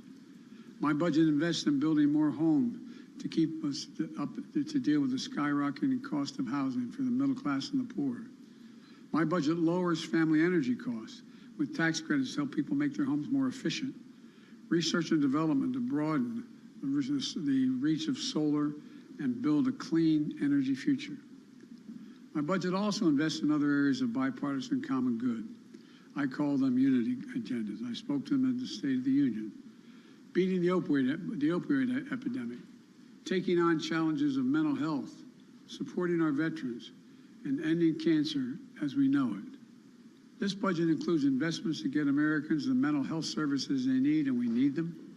And when it comes to fighting cancer and other diseases, my budget funds a new organization called ARPA-H, that's Health and Human Services at the Department of Health. And it stands for Advanced Research Projects for Health. It's based on DARPA, the Defense Department program, that led to breakthroughs in technologies like the internet, GPS, and so much more. ARPA-H will drive breakthroughs to prevent, detect, and treat diseases, including Alzheimer's, diabetes, cancers, and more. And here's what this all adds up to. Historic deficit reduction, historic investment in our security at home and abroad by modernizing our capabilities in both areas, and an unprecedented commitment to building an economy where everyone has a chance to succeed. a plan to pay for those investments that we need as a nation. That's what we do. So I look forward to working with the members of Congress, Democrats, Republicans, and Independents, to deliver this budget and keep delivering for the American people. I want to thank you all. May God bless you all. May God protect our troops. Let me, Kelly O'Donnell, NBC. Thank you, Mr. President. Do you believe what you said? Thank you, sir. Do you believe what you said, that Putin can't remain in power? Or do you now regret saying that because your government has been trying to walk that back? Did your words complicate matters? Well, you asked 3 different questions. I'll answer them all. Number one, I'm not walking anything back. The fact of the matter is I was expressing the moral outrage I felt toward the way Putin is dealing in the actions of this man. Just brutality. Half the children in Ukraine. I just come from being with those families. And so, but I want to make it clear, I wasn't then, nor am I now, articulating a policy change. I was expressing the moral outrage that I feel, and I make no apologies for it. Personal feelings, sir. Your personal feelings? My personal feelings. Secondly, you asked me about, well, what was the second part? Does it complicate the diplomacy of this moment? No, I don't think it does. You know, the fact is that we're in a situation where what complicates the situation at the moment is the escalatory efforts of Putin to continue to engage in carnage, the kind of behavior that makes the whole world say, "My God, what is this man doing?" That's what complicates things a great deal, and but I don't think it complicates it at all. Mr. President, Let me go to Steve Holland, Reuters. Mr. President, thank you. When you say that you're not walking anything back, you do feel that Vladimir Putin should be removed from power? Is that what you're saying? No, what I was expressing just what I said. I was expressing the moral outrage I felt toward this man. I wasn't articulating a policy change. And I think that, you know, if he continues on this course that he's on, he is going to become a pariah worldwide. And who knows what he becomes at home in terms of support. And just to follow up, are you concerned this remark might escalate the conflict? No, I'm not. I'm not at all. Look, thank you. And you know, look, the other thing is that a couple of people have asked me as well, might well speak to it unless you want to ask the question, but you know, that other governments have suggested that this is a problem, I'm escalating things. No. And has it weakened NATO? No, it hadn't. NATO has never, ever, ever, ever, ever, ever been as strong as it is today. Never. So if saying he cannot remain in power does not mean regime change, what does it mean? It means that I would hope it was expressing my outrage. He shouldn't remain in power. Just like, you know, bad people shouldn't continue to do bad things. But it doesn't mean we have a fundamental policy to do anything to take Putin down in any way. What made you add that? Because that wasn't in your prepared remarks, we were told. So what made you add that at the end, Mr. President? Because I was talking to the Russian people. The last part of the speech was talking to the Russian people, telling them what we thought. And I was communicating this to not only the Russian people, but the whole world. This is just stating a simple fact that this kind of behavior is totally unacceptable. Totally unacceptable. And the way to deal with it is to strengthen and keep NATO completely united and help Ukraine where we can. Cleve, you had a question. Where is he? Thanks, Mr. President. On your budget, you've said repeatedly at the State of the Union that you're not for defunding the police. I do wonder how much emphasis you think should be put on alternative forms of crime prevention, not just defunding the police, but you know, crime reduction in communities. Oh, a significant amount. I've laid that out in detail in the budget. For example, we do know that intervention programs work. We do know that what police need, they need psychologists in the department as much as they need extra rifles. They need people who are in the department who can deal with the crisis that the police are going through as well, dealing with their crises, dealing with their mental state and how they're handling things. They need social workers engaged with them. I lay it all out. And it all works. If you see these community intervention programs, they work. They actually reduce crime.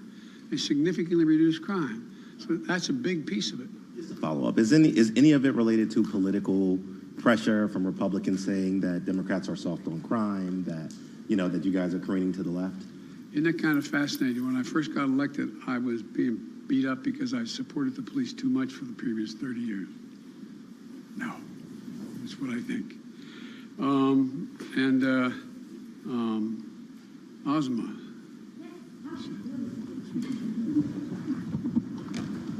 Surprised to get called. Thank you, Mr. President. Are you willing to try to meet with Vladimir Putin? And I have a quick follow-up to that.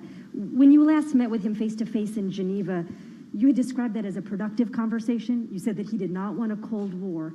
And do you feel, given the actions, though, that have happened over the last few months, I guess I'm asking what has changed in his mind? I don't know what's changed his mind. His behavior's changed. When we met, remember what we were talking about. We were talking about setting up a strategic dialogue and talking about the relationship of NATO and Russia and facing off in the regions and how we could have more transparency and all the rest. It was a normal discussion I had going all the way back to Kosygin and others back in 100 years ago when I was a young senator. And so what changed was nothing remotely approaching that. Remember when he first met with me, he said, I have two objectives. This is the second or third time I met with him. He said, I have two objectives. One is to make sure that they never become part of NATO, and two, to make sure there are no long-range missiles in there, in Ukraine. I said, we could deal with the second one easily, but we can't close the door on the first. Because when we talk about missiles, we want to talk about what's also on the Russian border heading toward Europe. Do both. And then if you notice that demand list of his, not with me, with others, have escalated significantly in terms of what he thinks is necessary. Thank you very much. Mr. President, we need some more clarification. Mr. President, thank you. Thank you very much. I know you're going to ask a really nice question. Well, it's an important question, I think. Are you worried that other leaders in the world are going to start to doubt that America is back if some of these big things that you say on the world stage keep getting walked back? What's getting walked back? It made it sound like, just in the last couple days, it sounded like you told U.S. troops they were going to Ukraine. It sounded like you said it was possible the U.S. would use a chemical weapon, and it sounded like you were calling for regime change in Russia, and we know... None of the three occurred. None of the three occurred? None of the three. Mr. President? You interpret the language that way. I was talking to the troops. We were talking about helping train the troops that are the Ukrainian troops that are in Poland. That's what the context. I sat there with those guys for a couple hours. That's what we talked about. So when you said you're going to see when you're there, you were not intending to I was referring to meeting with and talking with the Ukrainian troops who are in Poland. And when you said a chemical weapon use by Russia would trigger a response in kind. It will trigger a significant response. What does that mean? I'm not going to tell you. Why would I tell you? You got to be silly. The world wants to know? The world wants to know a lot of things. I'm not telling them what the response would be. Then Russia knows the response. Mr. President. All right, I'm going to take two more questions. 1, 2. Mr. President, thank you. I still want to get back to your original words that he cannot remain in power. Can you help us understand, you have more foreign policy experience than any president who has ever held this office. Whether those are your personal feelings or your feelings as president, do you understand why people would believe you, as someone commanding one of the largest nuclear arsenals in the world, saying someone cannot remain in power is a statement of U.S. policy? And also, are you concerned about propaganda use of those remarks by the Russians? No and no. Tell me why. You have so much experience. You are the leader of this country. Because it's ridiculous. Nobody believes we're going to take down. I was talking about taking down Putin. Nobody believes that. Number one. Number two, what have I been talking about since this all began? The only war that's worse than one intended is one that's unintended. The last thing I want to do is engage in a land war or a nuclear war with Russia. That's not part of it. I was expressing my outrage at the behavior of this man. It's outrageous. It's outrageous. And it's more an aspiration than anything. He shouldn't be in power. There's no, I mean, people like this shouldn't be ruling countries, but they do. The fact they do, but doesn't mean I can't express my outrage about it. Last question. President, thank you. You've said that you're confident that your comment won't undermine diplomatic efforts. But just to be clear, are you confident that Vladimir Putin sees it that way, that he will not use this as an escalatory? I don't care what he thinks. Look, here's the deal. He's going to do what he's going to do. Putin, look.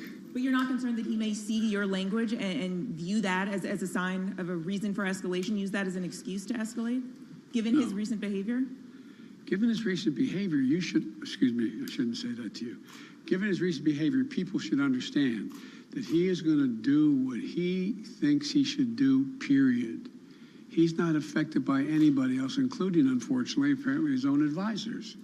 This is a guy who goes to the beat of his own drummer. And the idea that he is going to do something outrageous because I called him for what he was and what he's doing, I think is just not rational. You didn't say whether you'd meet him again. Would you meet with President Putin ever again? It depends. No, it's not a question of the question is there something to meet on that would justify him being able to end this war and be able to rebuild Ukraine? So there is a That's the issue. Can you just say yes or no, Mr. President, whether or not you would be willing to meet with President Putin It depends on what he wants to talk about. Thank you. Okay, last question. What if you wanted to talk about negotiations? Then? What if you Hello, wanted to... you said Supreme Court. Now, don't play that. Well, can't leave that hanging. Just real quick, two matters on the Supreme Court. While you were away, there were reports about the wife of Justice Thomas and texts that she had with former White House Chief of Staff Mark Meadows. Should Justice Thomas recuse himself from any cases involving the January 6th insurrection or former President Trump at this point? I leave that to two entities. Okay, go ahead. Oh, go ahead. Ask the second question. No, two entities. Go ahead. Sorry. One, the January 6th committee, and two, the Justice Department. That's their judgment, not mine to make. So on Justice Thomas recusing, you don't think he should, or? I said that. I told you. Those things get into legal issues. That, in fact, I told you I would not tell the Justice Department what position to take or not take. And I'm not going to instruct the Congress either. And did you get any chance to watch much of the Judiciary Committee hearings? I didn't get a chance to see any of it, unfortunately. The fact that Republicans were questioning Judge Jackson on matters like former sentences related to child pornography cases or the definition of a woman, does that, as the former chairman of the Judiciary Committee, make sense to you? Look, this is one of the most qualified nominees ever nominated for the Supreme Court in every respect, in terms of her disposition, her intellectual capacity, her experience and background, serving on three additional courts, a woman who is totally, thoroughly qualified, and will be a great addition to the court in my view. Thank you. Thank you, Mr. President. All right, you've been listening to President Biden wrapping up there at the White House, talking about a lot. And lucky for us, we've got our own Bloomberg Sound On host, Joe Matthew, covering all things from Washington, including the president and those comments from our 99.1 studio in D.C. All right, Joe, let's get to it. What jumped out for you? Well, look, this was supposed to be an event about the budget. We talked about unrealized gains all day, again, knowing that everyone had one thing they wanted to talk about. And the minute he turned it over to questions, we realized... They wanted to hear about Chris Rock and Will Smith. That's correct. Just kidding. Finally, to the Oscars. Well, they told us about halfway through the morning, hey, he's going to take questions, which normally they don't say. So they're going out of their way to do that, and he walks in with a list like he did. This was all choreographed in advance.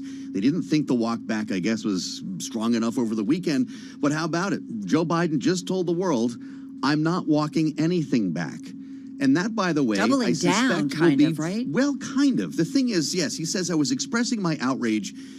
He shouldn't be able to remain in power, but that doesn't mean the United States is on their way to take him out. He says he was talking to the Russian people. There were a lot of clarifying comments from the Absolutely, president. sure. But look, he's called him a pariah. He's called him a butcher. He's called him a war criminal, all in the last week. Do you think that any of those three would equate to someone who deserves to run their own country?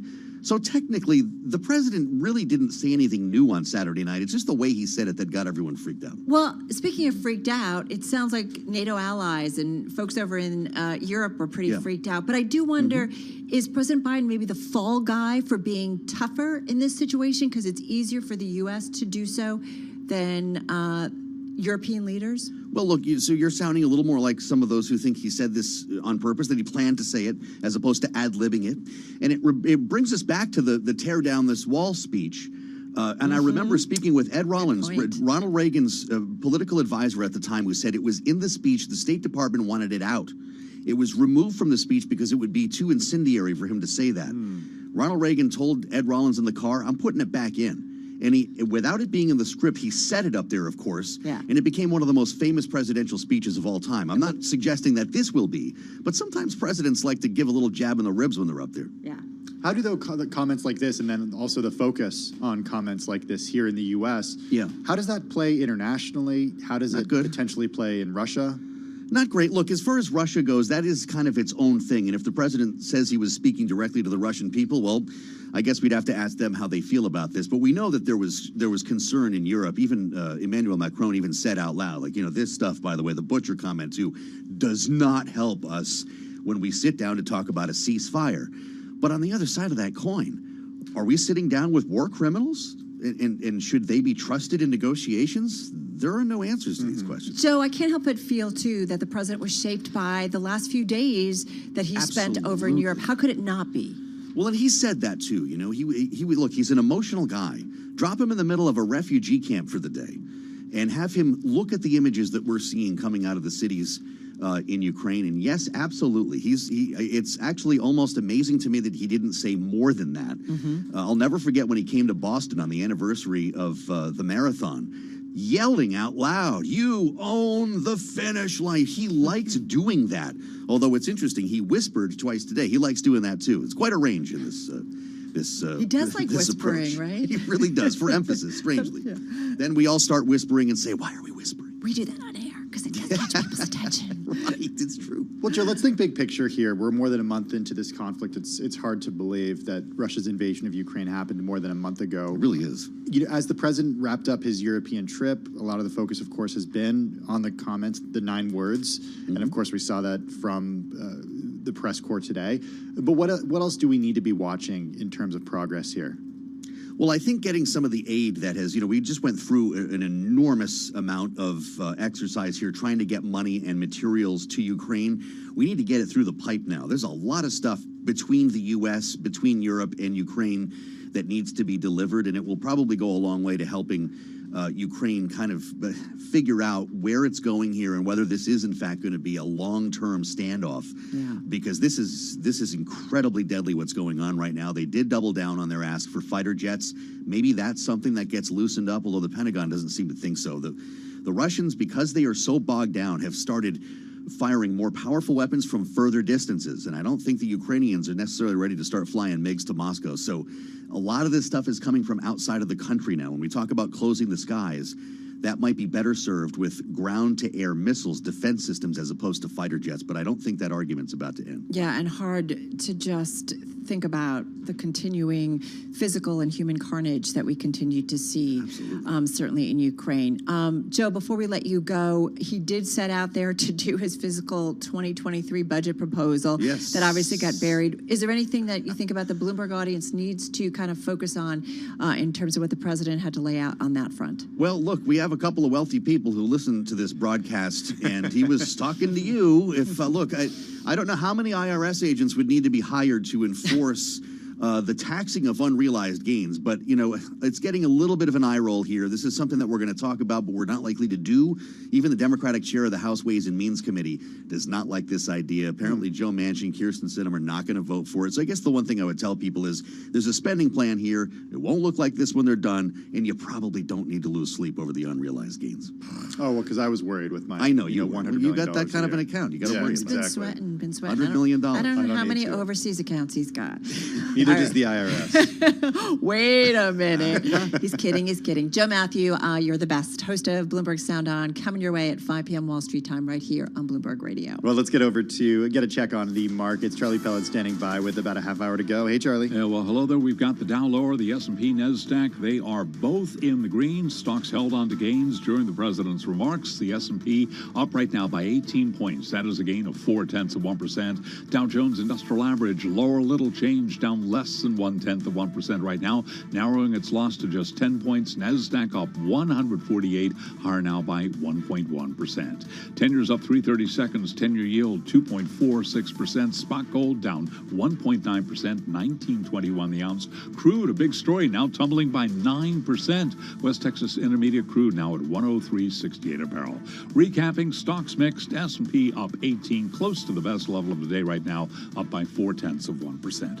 I'm Charlie Pellet. That is a Bloomberg Business Flash. All right, Charlie, thank you so much. Among our most read on the Bloomberg about a legend in the mutual fund industry who revolutionized it and was way ahead of the fund industry's embracing of indexing and index funds. We're talking about Jack Bogle, founder of Vanguard Group, no longer with us, and his firm taking a pivot. The story by Annie Massa, investing reporter for Bloomberg News. She joins us on the phone from New York City. This is today's Big Take. Be sure to check out Annie's story and more from the Bloomberg Big Take on the Bloomberg terminal, also at bloomberg.com/Big Take.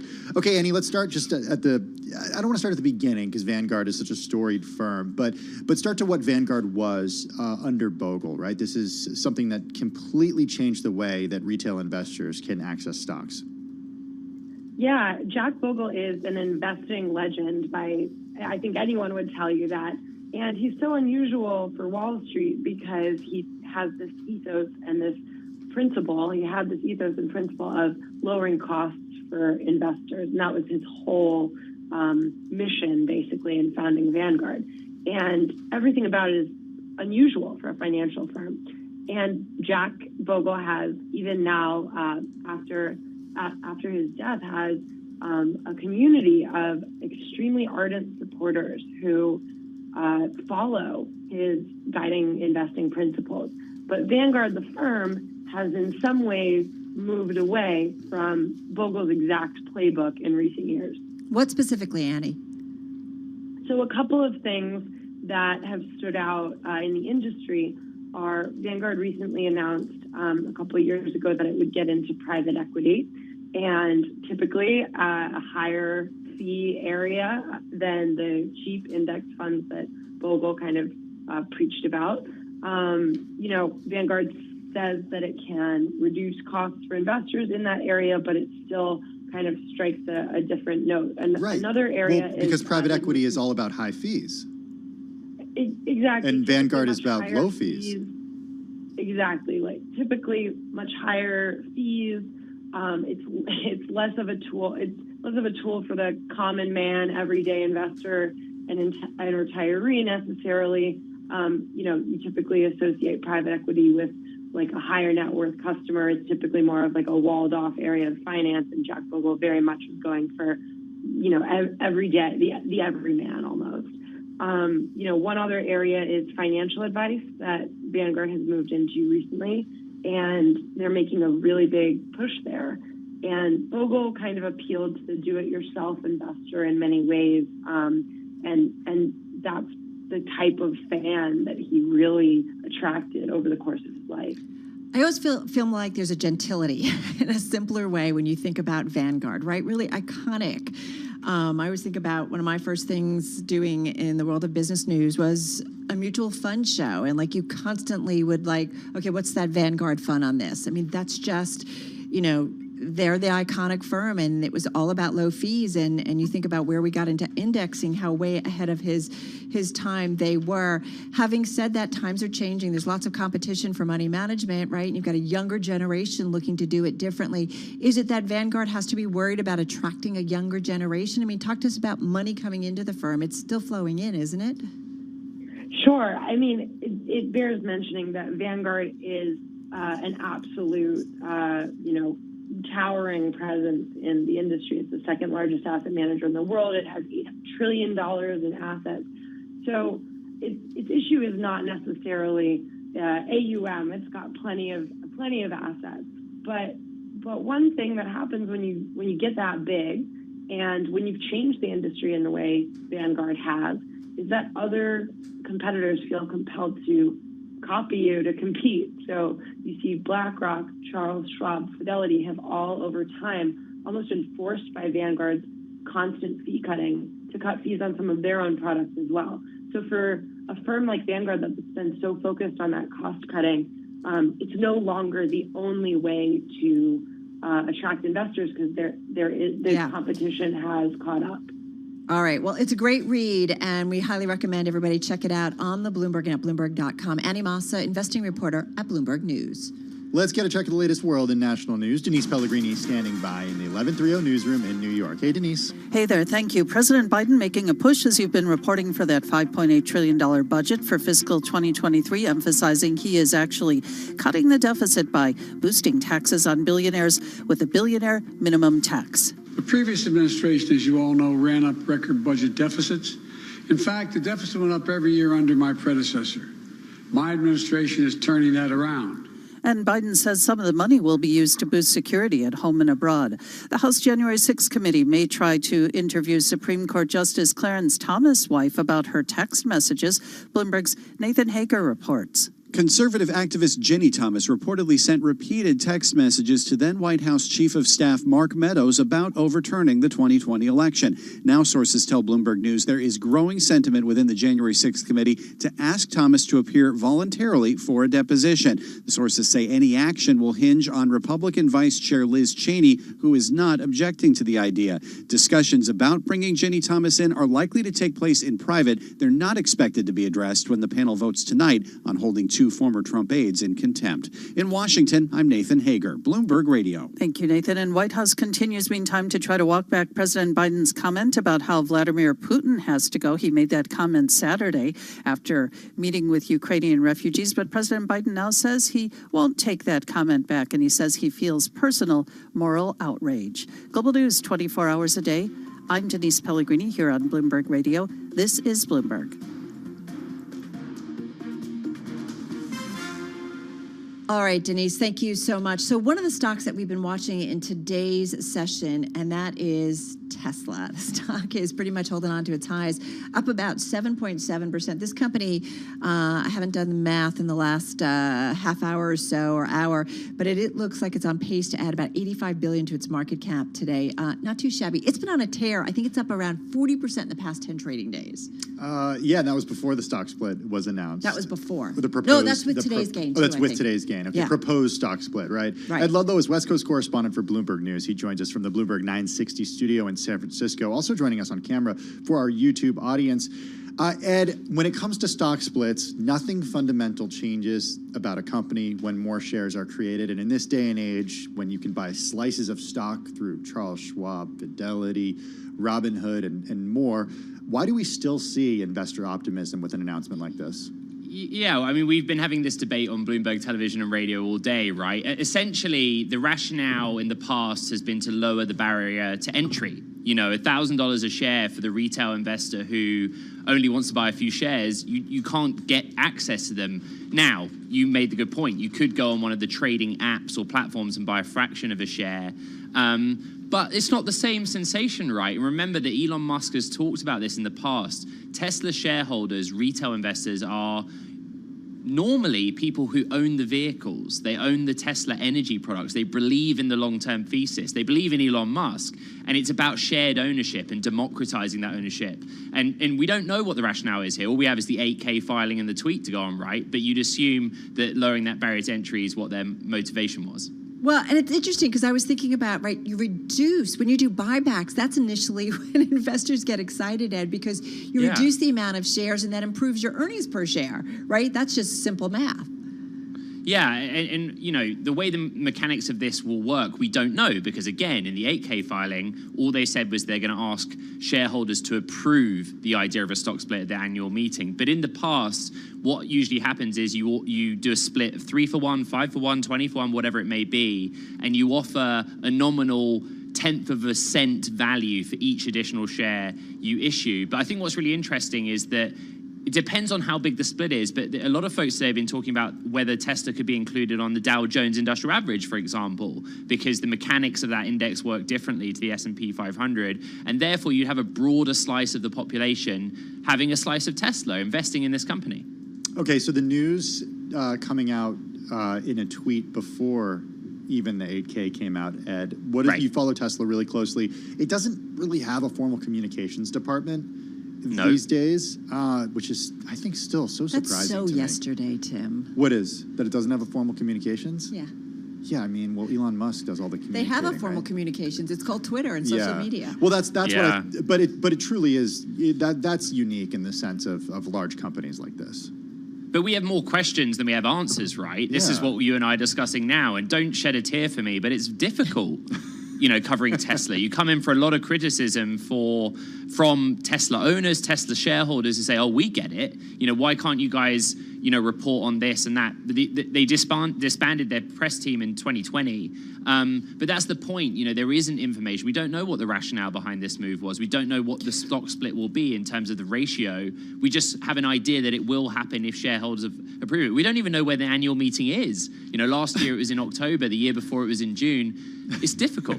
All right, so what do we know? I always think about, God bless Gina Martin Adams, because whenever we're lost among debates, whether it's about markets, rates, or blah, blah, blah, she's like, okay, here are the fundamentals. Here's what folks are saying about earnings and stuff.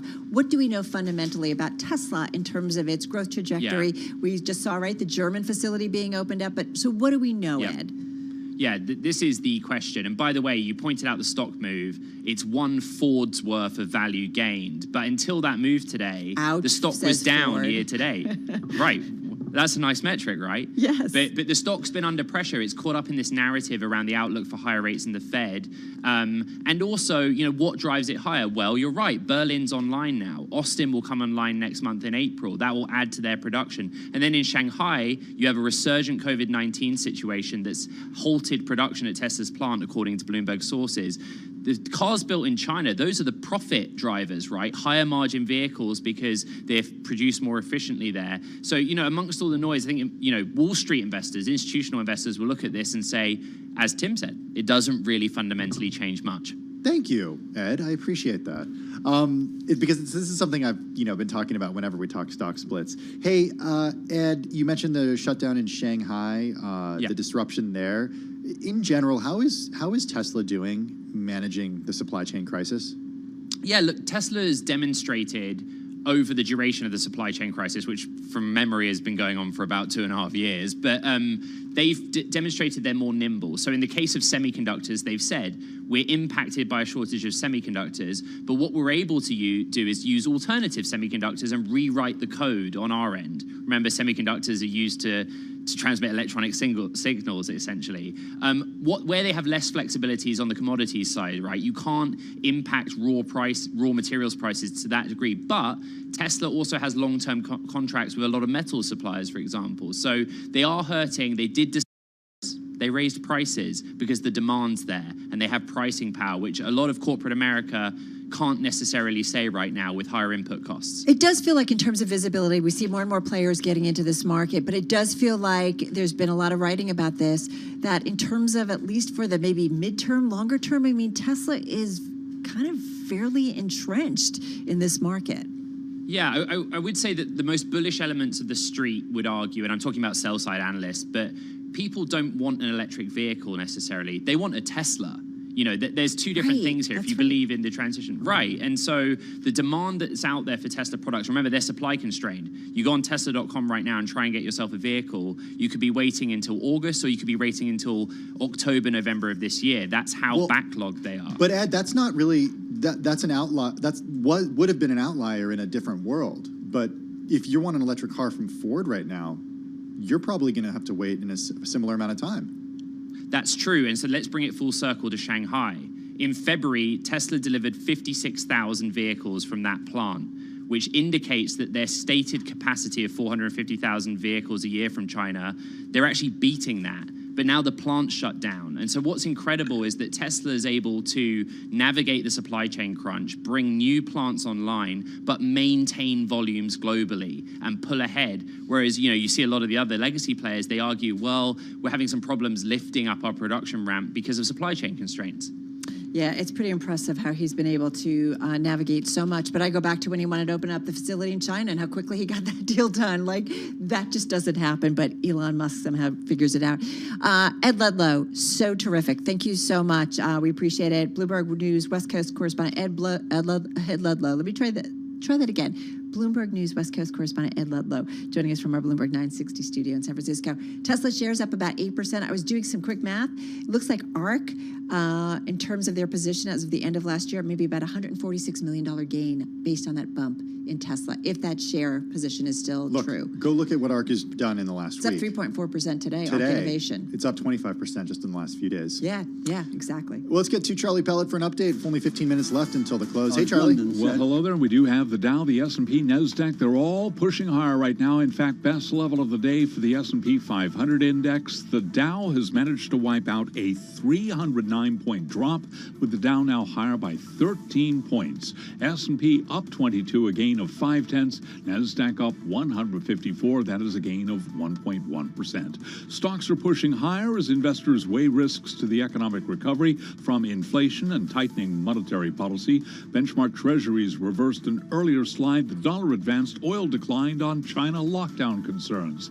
Crude West Texas Intermediate now lower by 9.6%, down $10.86 a barrel. Right now, WTI West Texas Intermediate crude 102.98. The S&P is up 21, up 0.5. The Dow's up 14, up less than 0.1%. NASDAQ up 151, a gain of 1.1%.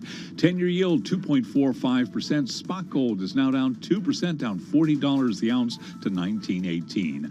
As for risks to the market and the threat of an inverted yield curve, Linda Dussel is senior equity strategist at Federated Investment Management. We don't think that you're seeing evidence yet from the yield curve that there's a recession on the horizon. What you see now is a booming economy with very tight supplies versus demand, too much cash in the system. The Fed has to really walk a tightrope, and that is what we think is the biggest risk this year, is the Fed. Can it walk a tightrope and give us a soft landing so we can get this inflation down fairly dramatically? And again, we do have the 10-year right now, 2.46%, 2-year yield, 2.32%. Recapping, stocks are the Dow wiping out a 300-point drop. The Dow up 19 points, S&P up 23, a gain of 0.5. We are at the best level of the day. I'm Charlie Pellet. That is a Bloomberg Business Flash. Thank you so much for that update, Charlie Pellet. It's 3:47 on Wall Street. The following is an editorial from Bloomberg Opinion. This editorial was written by the Bloomberg Editorial Board.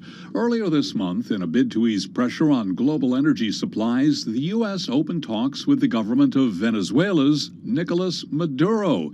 It was a major reversal. Since accusing Maduro of stealing the Venezuelan presidential election in 2018, the U.S. has recognized opposition leader Juan Guaido as the country's leader. The U.S. also imposed sanctions and blocked purchases from Venezuela's state-owned oil company.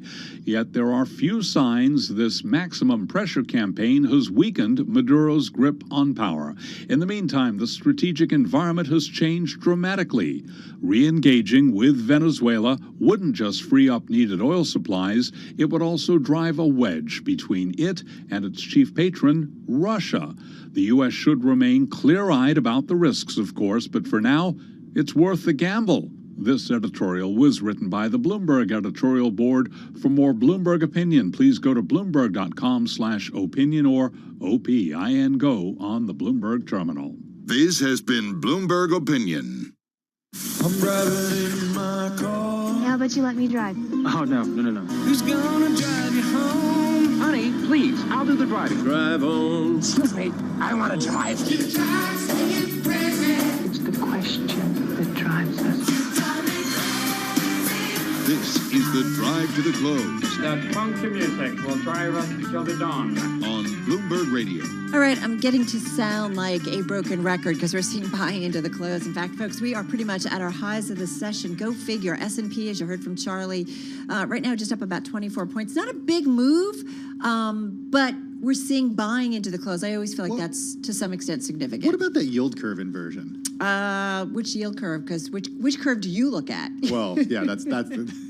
Which curve matters? I mean, that's a question for Gina Martin Adams. Or Mike McKinney, right? We've talked to him about like 3 months in the 10-year, like which one to focus on. Anyway, let's get to it in terms of the equity trade. Dave Donabedian, let's see if he's got a yield curve preference. He's Chief Investment Officer over at CIBC Private Wealth Management on the phone from Baltimore. I have to say, Dave, it's easy for Tim and I to get there's so many yield curves that people are looking at. What do you look at when it comes to figuring out where to allocate money for your clients, your institutional clients, who really, for the most part, are making long-term bets? Well, it's a great question, and of course, the divergence in what different yield curves are saying right now is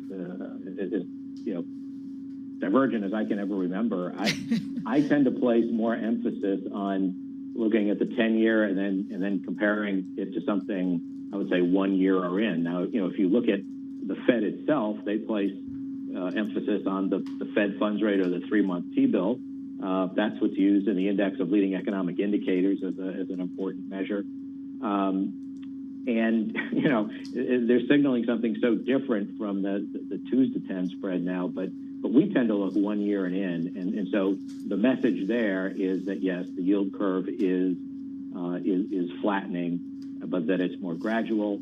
It's going to continue to flatten, but it's pretty far away from going inverted. So 2s, 10s gets a lot of the attention.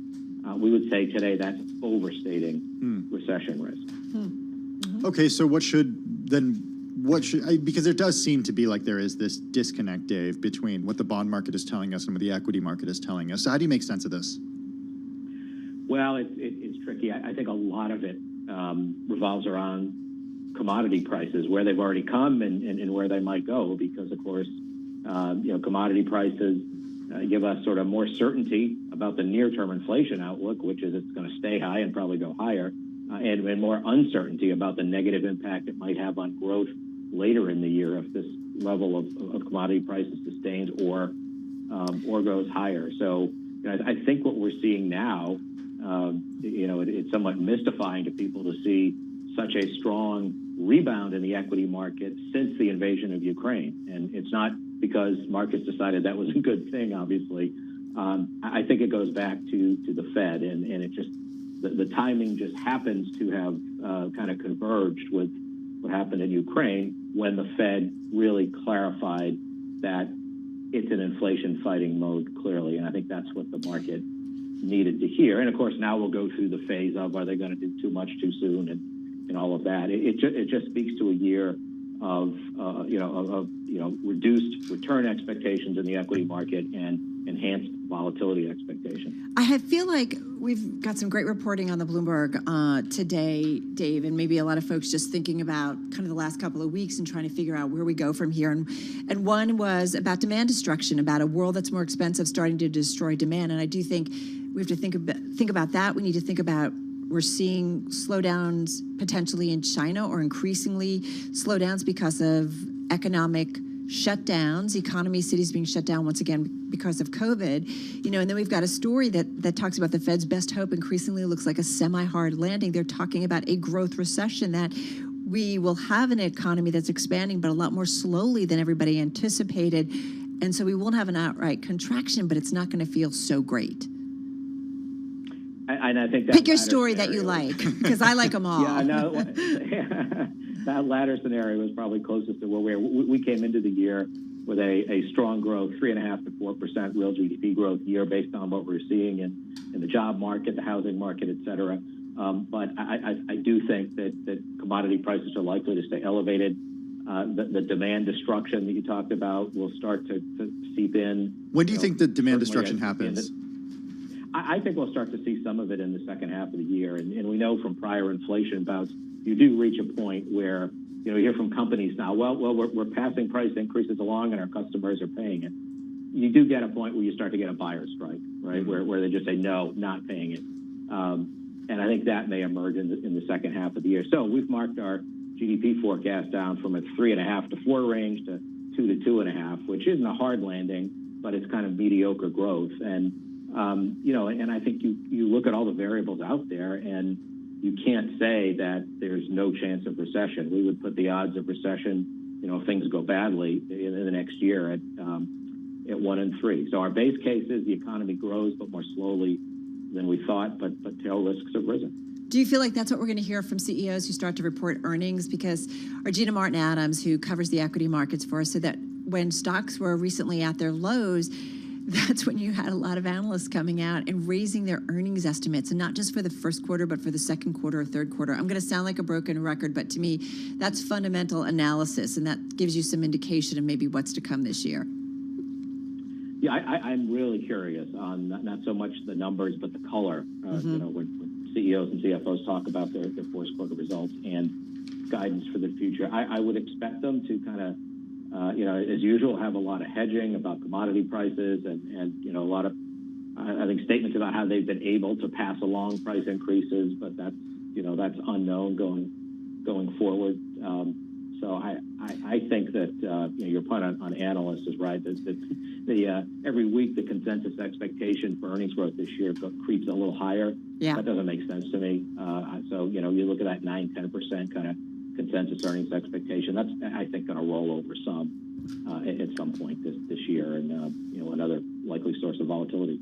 Dave, let's talk monetary policy here, because a week ago we'd be sitting here talking about Fed Chair Jay Powell's hawkish comments at that forum that they were so much more hawkish than we heard from him just a few days prior when we heard from the FOMC. What should the Fed do, or what are you banking on the Fed doing at its next policy meeting? I think they've laid out a pretty clear course. I expect at the next meeting that we'll get visibility on the plan for quantitative tightening, and that will commence shortly after the meeting. There's a question about, do they do a 50 basis point increase? I think that's data dependent on the employment report coming up on this Friday will be an important input. And I also think that the inflation data, there's a chance that the next print on the CPI could get up close to a double-digit print, and so I think they'll be evaluating all that. They had the Russian aggression not happened, they probably would have gone 50 at the last meeting, if I had to guess. See, CPI double digit. Tim and I, we just turned off our mics and did he just say CPI double digit? How much would that freak out investors? We know we understand the reasons why fundamentally, but just quickly, sometimes when you see something like that, it doesn't matter, your logical side of your brain kind of like pushes aside the fundamental reasons. Just quickly, how much might that freak out markets? Maybe even just for a day or for a few hours. Yeah, I think it would. Round numbers get a lot more attention, and I think if you see very significant acceleration in the energy and food components, that would be most of the reason why you get a big acceleration from here. Yeah.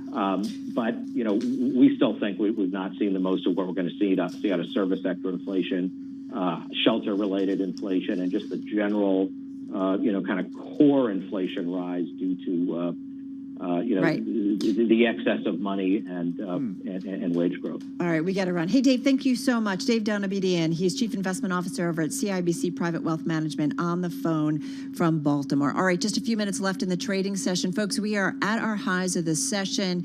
Tech really the outperformer. Coming up next, we'll be joined by our Bloomberg TV team for Beyond the Bell on radio, TV, and YouTube. We are counting you down to the close on this Monday.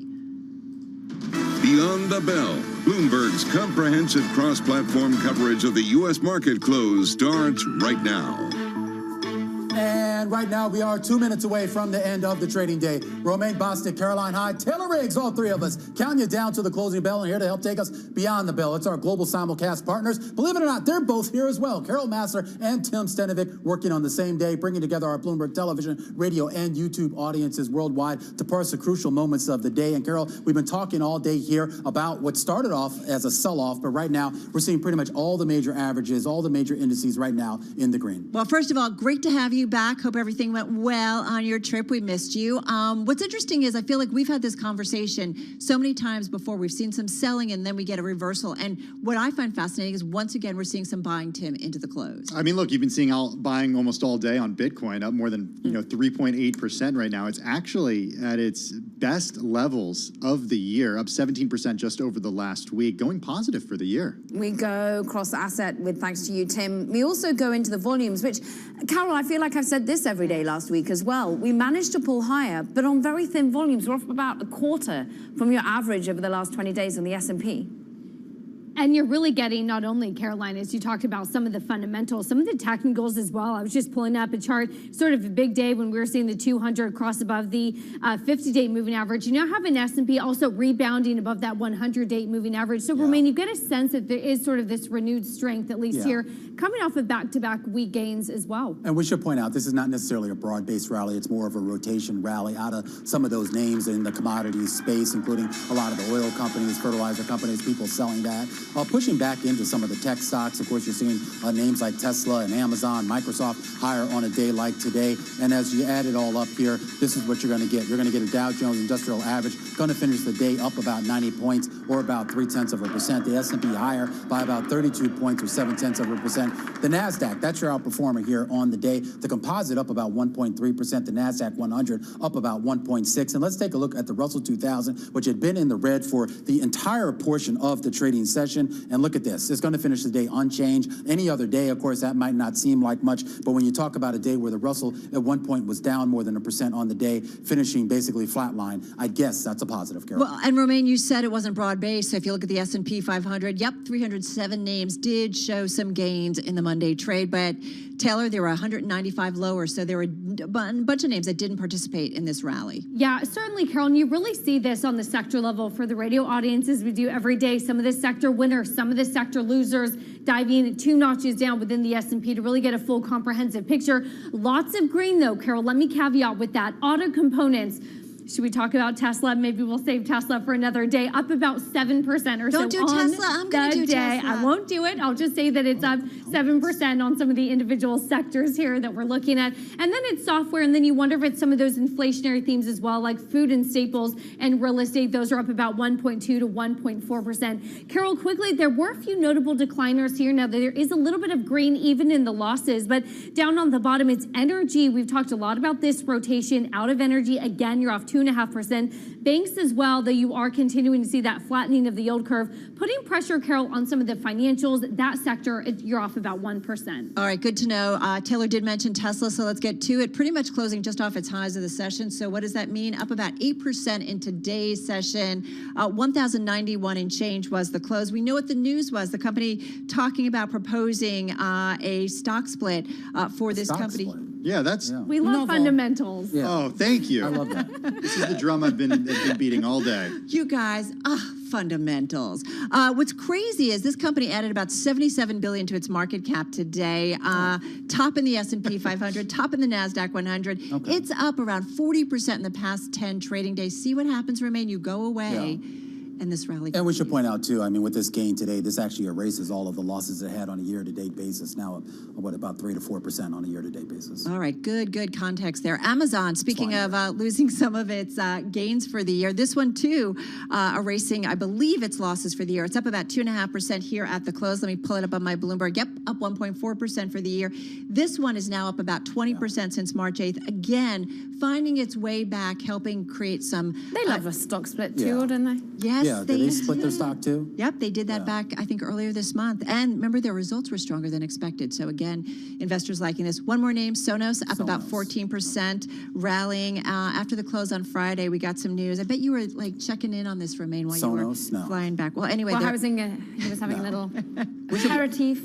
His last croissant and red wine. Yeah. Added to the S&P Small Cap 600 Index. Well. How was it like, Romaine, closing down the chateau? Is it okay? It was a little difficult coming back here. But, you know, sorry. look, I am nothing if not committed to this company here. I've got my cotton sleeping bag under the desk. The ready yacht to put do away that. for the winter as well, or the summer season? That's right. Just checking. And just real quickly, you didn't have it on your board here. We should point out Apple actually did finish higher on the day, 10 straight days of gains, longest streak going back to 2010. Yeah, I'm glad you mentioned Apple because for a big part of the day it was lower off that Nikkei report that Apple was actually planning to cut production of some of its iPhone SE over weakened demand. It's one of the reasons that my first decliner, Qorvo, is actually lower today. Kind of a double dose of bad news for Qorvo today. Does get about 30% of its revenue from Apple, but falling today 1.5%. This after Goldman Sachs downgraded it to neutral as it trimmed estimates across its coverage of chip stocks amid a more challenging macro backdrop. Then you had that Nikkei report overnight that Apple plans to cut production of the iPhone SE. Also watching shares of Altria, MO, down 3% today. The Wall Street Journal reported that the seller of Marlboro cigarettes here in the U.S. falling after it reported that Walmart is ending cigarette sales in some stores. It cited a, quote, business decision. We don't know a ton about this at this point. The company declined to say how many stores it would cut cigarette sales in, and it's not stopping all cigarette sales, but still, shares of Altria down close to 3%. And then HP Inc. Down on some M&A news, down 2.7%. The company agreed to buy the headset maker Poly, formerly Platronics, for $40 a share in an all-cash transaction. The company's going to finance it through a combination of balance sheet cash and new debt. That deal expected to close by the end of this year. Sprinkling of M&A on this Monday. Meanwhile, it was a down day when you look cross-asset, particularly in the commodities space, Tim. And I want to pick up on global macro movers, a sea of red on your commodities vertical for our radio audience. Look at WTI crude off by more than 9%. Brent too off by 9%. It's $109 a barrel. We're now more worried about the demand side of the equation, worried about COVID, of course, the zero policy that we see over in China, and what that means in terms of overall oil demand at the moment if people are unable to travel. We therefore see the pressure there. We also see the downward trajectory of most of the commodities on the day. We saw wheat coming off of its highs. We saw soft commodities pull back somewhat as people reassess really what the Ukraine-Russia conflict and war means for the supply side of those particular grains. I'm looking at foreign exchange, which for me, the front out story of last week that you missed, Romaine, was the ongoing negativity in the Japanese yen, and it goes on again, 1.5 percentage point move in dollar yen today. We're currently at 123, maybe 125 is the next eye for many a trader, and we're really reclaiming its crown as the volatility place to be at the moment because we thought it was the haven trade. Not at the moment. We're more focused on a more hawkish Federal Reserve and a less hawkish BOJ. That is why, of course, we see the US dollar index up 0.4%, focused on the Fed, focused on yields, focused on actually oil coming off a little bit that helps the dollar. And largely we see the commodities FX pairs really down on the day as commodities were also under pressure. The Kiwi off by more than a percentage point, so too with the Norwegian krone. So we do see all of this play in together. The correlations are strong today, Taylor. And I'm looking also at the global bond route, basically continuing. It continued at least on the front end of the curve, Caroline. When you talk about sort of where we are on the 2s and the 5s, you continue to move higher in yield on the 2-year yield, weaker than expected bond auction that takes you up to about a 233. But further out on the yield curve, it was actually bond price higher, yields lower. In many cases on the 10s and the 30s, you're down by 2 to 4 basis points. So migrating away from some of the key 250 levels on the 10-year yield and moving lower. And so the 5-year is higher than the 30-year. The 5-year I have it at 255. What do you have there? 254. Yeah. I mean, Inverted, right? We've had inverted 20s, 30s Yeah. for a while. We've talked a lot, I know, today about the 5s, 30s briefly, but certainly not holding some of that inversions. But, Carol, it's interesting. I take a look at my huge sort of list here. I have the 5s, 30s inverted again, the 7s, 10s inverted, the 5s, 7s inverted, the 5s, 10s inverted, the 3s, 5s inverted. All right, stop. Well, it brings up a good point. A which lot of curve economists would manages? still say maybe the 3-month 10-year or the 2s, 10s. Right. And those are not inverted. It's too many numbers for Carol. And me. Wow. I could go When's on. your next trip, Romaine? Yeah, exactly. This is the question. Touche, Carol, get it in there. No, but I mean, right, this is the debate that we've got some stories out there that the Fed's, focusing on the wrong curve. I mean, Tim, we've had a discussion here today, like what's the curve you need to be focusing on? Yeah, and if it is indeed indicative of a recession, when does that recession actually come? JP Morgan strategists say that equities can weather this route, and they remind us that an inversion oftentimes happens a recession rather happens a year after an inversion. It was so interesting. A lot of notes said because the Fed is so behind the curve, the 3-month 10-year isn't accurate, that you have to now look at 2s, 10s, because the 2s is pricing in a much better place of where the rate should be than now even the 3-month. All right, well, we'll see whether this week's economic news, including that Friday monthly job report, what that does to the curves, all of them. All right, we're going to continue, of course, tomorrow. That's going to do it, though, for the Monday cross-platform discussion here on radio, TV, and YouTube. We call it Beyond the Bell. We will see you again, same time, same place. Romaine, good to have you back. He's got a croissant on it. You're listening to Bloomberg Business Week with Carol Masser and Bloomberg Quick Takes Tim Stenovic on Bloomberg Radio. I mean, we didn't even talk about all the economic... Did you hear Caroline at the end? I know. Something about a croissant. I'm finding Romaine. There's nothing like a croissant from a French cafe. I talked to Romaine a little earlier. It sounds like he had a great trip. How can you not have a good trip when you go over to France? I know. There's everything that's like kind of perfect there. You were talking about the yield curve. I'm sorry. I'm talking vacation. And just remember, an inversion of a yield curve doesn't necessarily guarantee there's a recession, but you're probably not going to have a recession. In most recessions, you have that inverted yield curve. So you have to remember that. Does that make sense? Yeah, I'm remembering. All right, cool. Let's get to the newsroom here and check in on the latest world and national news. Denise Pellegrini standing by. Hey, Denise. Hey there. Well, President Biden curving around when it comes to language a little bit. He says he is sticking to his guns, though, on personally wishing Russia's leader Vladimir Putin were no longer in power.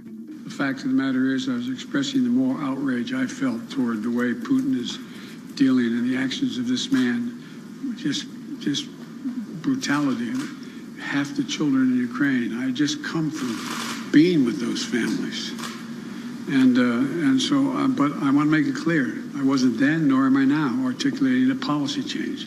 I was expressing the moral outrage that I feel, and I make no apologies for it. And the president speaking after making a push for his $5.8 trillion budget for fiscal 2023, emphasizing he's cutting the deficit by boosting taxes on billionaires. The House January 6th committee may try to interview Supreme Court Justice Clarence Thomas' wife, Ginny, about her text messages.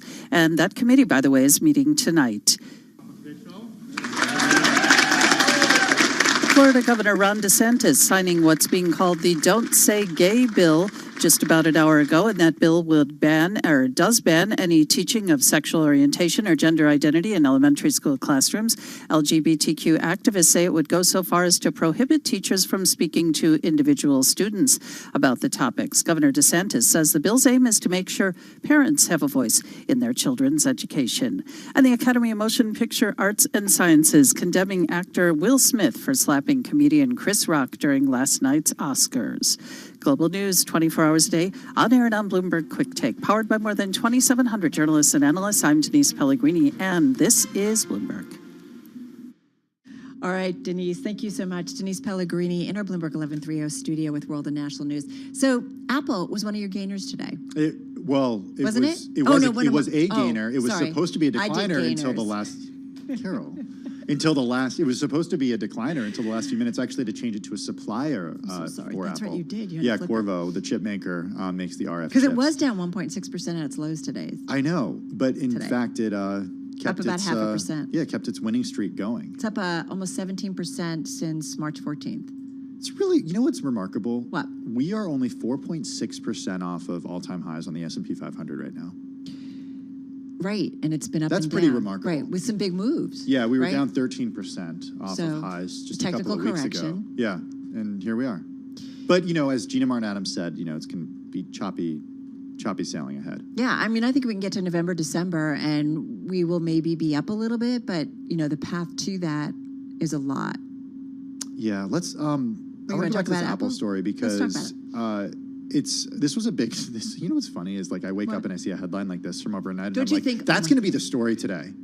I thought the same thing. And it's not at all. But it still is an like, important one to hit. There was this report overnight from Nikkei that the iPhone maker is cutting production of its entry-level smartphone by a fifth amid lower demand for consumer electronics. The company planning to reduce output of its iPhone SEs by about 20% next quarter compared with the original plan because of signs that consumer electronics demand is being hurt by the war in Ukraine and rising inflation. This according to Nikkei, citing unidentified people. Carol, the company saying to multiple suppliers it was considering, that it was lowering production, by 2 million to 3 million units for the quarter. So I'm jumping in because I just looked at what crossed the Bloomberg at 4:07:17 p.m. Wall Street time. So just about 12 minutes ago.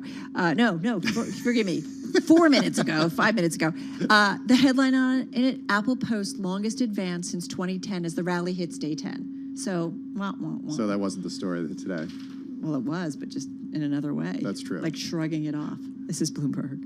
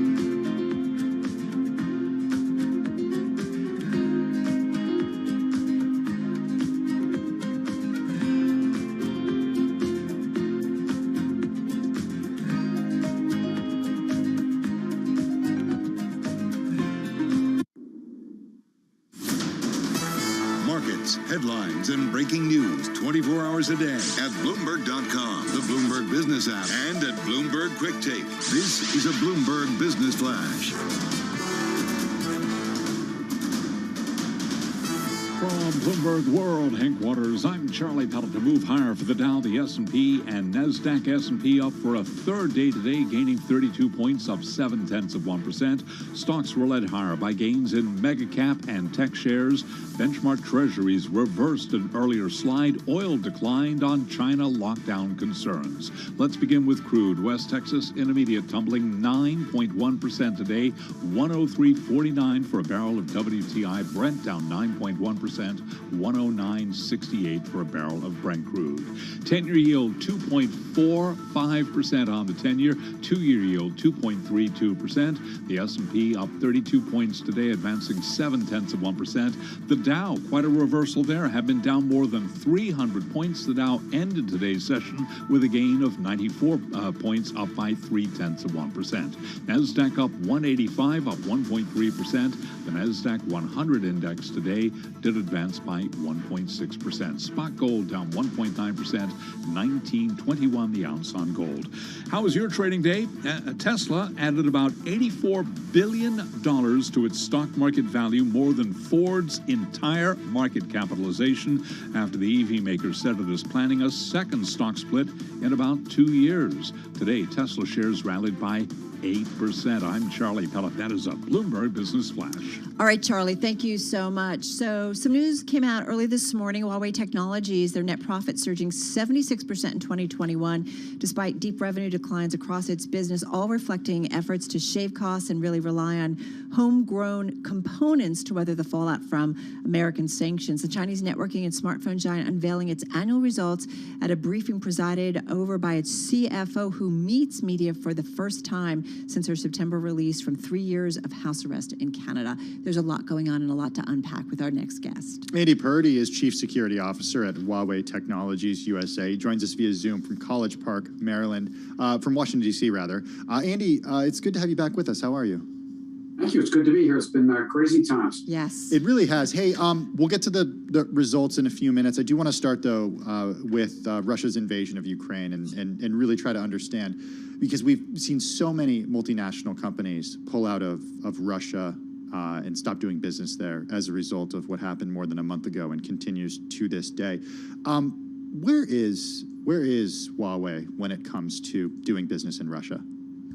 Well, our rotating chairman, Guo Ping, on the press conference earlier today said that Huawei is studying the policies of different countries and regions of the world, and he is not yet in a position to make an announcement about whether we're going to continue to do business.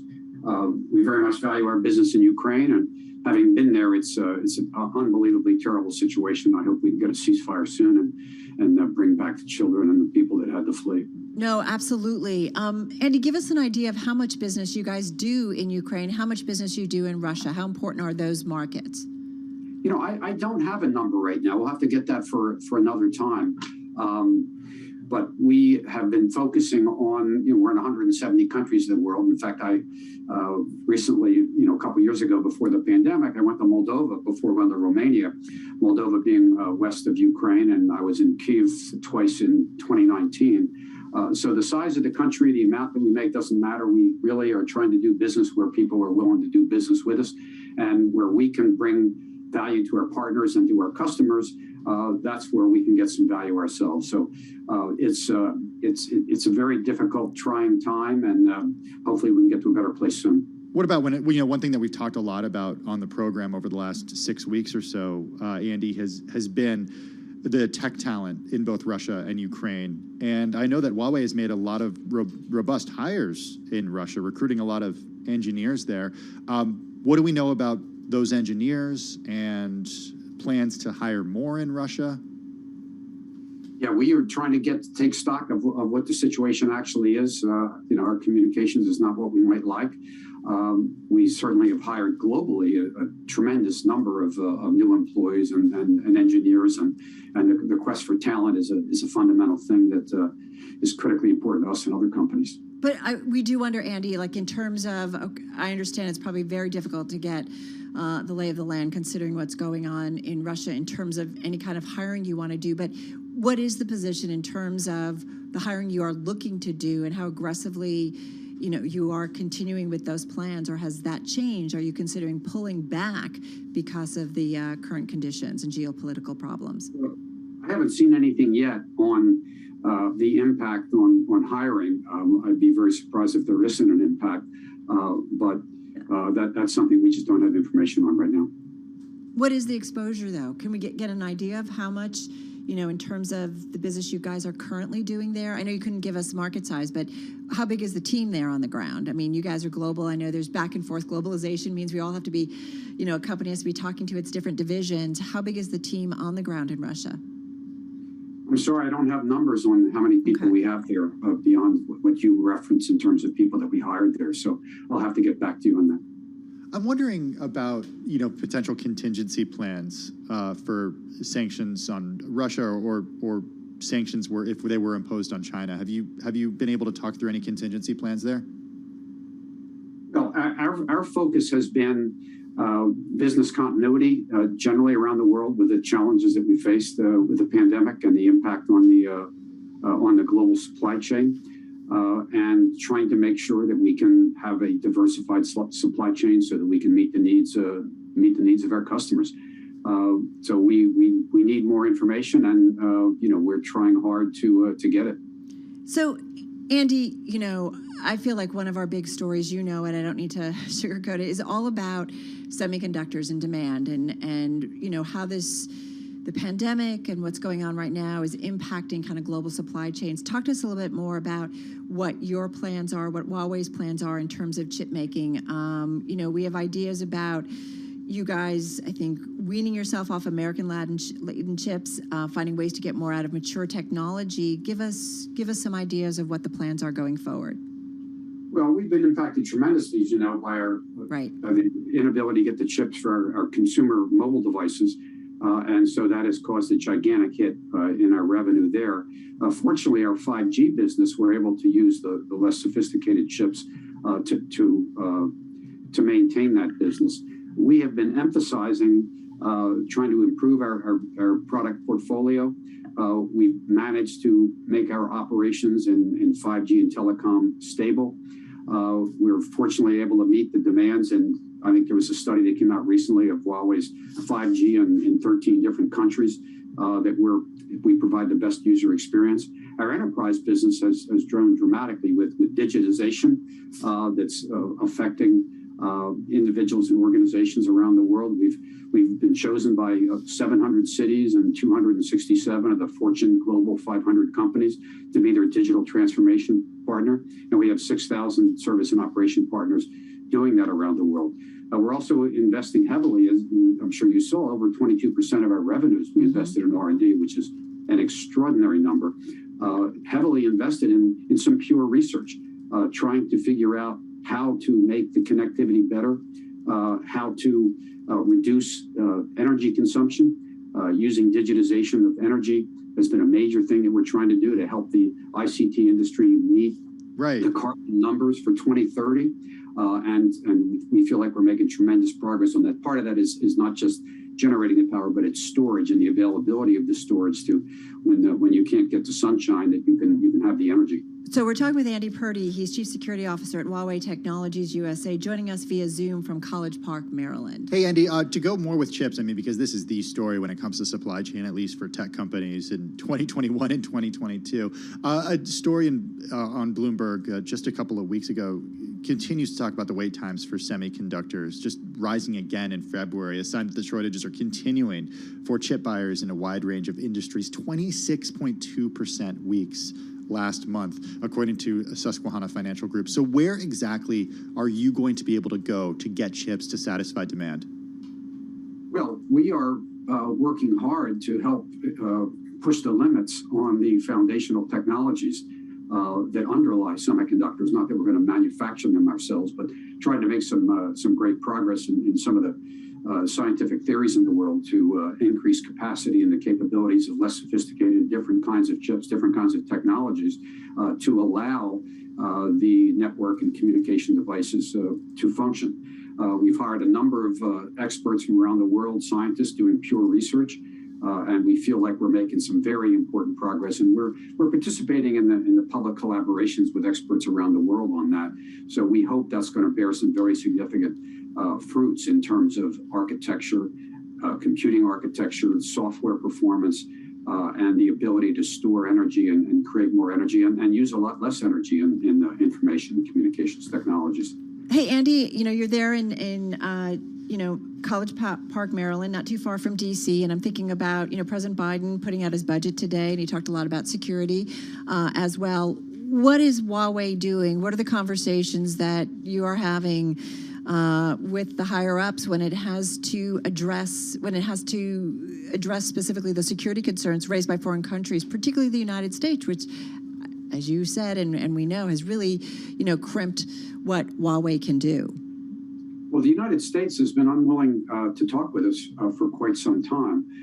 So we're encouraging the United States to get involved in the international standards efforts that are going to help contribute to a safer cyberspace. We've offered to open up our facilities to have government officials from the United States and elsewhere to come in to see what we can do, what our competitors can do to be more effective, to be more resilient, and frankly, to be more transparent.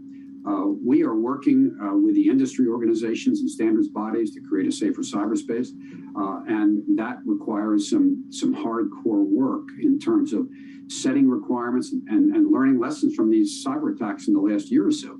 The idea of the so-called notion of trusted suppliers is no longer any good. We saw the attacks of Do you anticipate, Andy, forgive me for jumping in because we've only got about a minute left. I mean, is it likely to get any better? Well, we're not fundamentally concerned about being able to do business in the United States. We hope that we can help share what can benefit the United States, whether it's from us or others. What is fundamentally important is to grow the ability of American government and organizations, critical infrastructure, to defend themselves.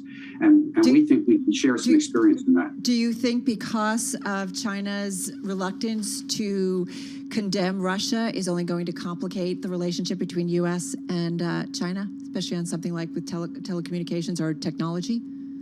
Well, there are an awful lot of people in the world that hopefully the United States is going to collaborate with to help improve our defenses and to try to improve the quality and nature of information sharing among private companies and government agencies. And we're happy to be as transparent as possible to help contribute to those dialogues, contribute to coming up with an objective and transparent basis for knowing which products and services are worthy of trust and which ones are going to be resilient. All right, we're going to leave it there. Andy, thank you so much. Andy Purdy is Chief Security Officer at Huawei Technologies USA, joining us via Zoom from College Park, Maryland. Well, let's go to here in New York City for a check of the latest world and national news, or excuse me, check of the markets. Charlie Pellet, what's going on? What's going on? We had an update on Wall Street, Tim, with the Dow, the S&P, NASDAQ all advancing. Stocks up for a third day, with the NASDAQ 100 index also moving higher, up 1.6% today. Big day for tech. That perhaps the key takeaway. We had the NASDAQ 100 index higher, as I mentioned. The NASDAQ Composite Index advanced 185 points, up 1.3%. S&P closing at the best level of the day, up 32 points, up 0.7%. Also, the other big market story today was what happened to the Dow Jones Industrial Average. At one point, it was down 309 points, ended the day with a gain of 94 points, up by about 0.3%. 10-year yield, 2.45%. 2-year yield, 2.32%. Spot gold down 1.8%, $19.23 the ounce. And West Texas Intermediate crude dropping 9% today, 103.58 for a barrel of WTI. Brent 109.82, a drop there of 9%. Now, what about the move higher for U.S. stocks given the global backdrop? Dave Donabedian is Chief Investment Officer at CIBC Private Wealth Management. He was our guest right here on Bloomberg Business Week. You know, it's somewhat mystifying to people to see such a strong rebound in the equity market since the invasion of Ukraine. And it's not because markets decided that was a good thing, obviously. I think it goes back to the Fed, and it just, the timing just happens to have kind of converged with what happened in Ukraine when the Fed really clarified that it's in inflation fighting mode, clearly. Amazon shares rallied today with the e-commerce giant becoming the first of mega-cap tech stocks to erase losses for the year. Shares up 2.6% today, closing at their highest since January 3rd. They're now up 1.4% on the year after having dropped more than 18% earlier this month. Again, recapping a move higher for stocks. S&P up 32, a gain of 0.7. I'm Charlie Pellet. That is a Bloomberg Business Flash. All right, Charlie, thank you so much. Well, I got to say, love this next story. It's a great read. It's a great tell. It's on the private equity firm TPG, specifically on the Bondo years and how it's up to Winks to name it. Yes, a few inside references for us all there. Bondo, Winks, the nicknames continue. Heather Perlberg is somebody who knows all of the nicknames and, of course, all the full names as well. Private equity reporter at Bloomberg News. She joins us on the phone from Washington, D.C. Okay, so over the last few decades, how would you characterize David Bonderman's freewheeling style, as you write, Heather?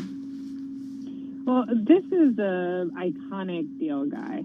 I mean, he wasn't based in New York, so he kind of had a West Coast cool thing going for him anyway. He always snowboarded. He would go to music festivals and dial into investor meetings from Timbuktu. I mean, this is not your typical buttoned-up Wall Street guy. Not to mention, a little bit of time on a yacht off the coast of Australia in order to avoid a $700 million tax payment.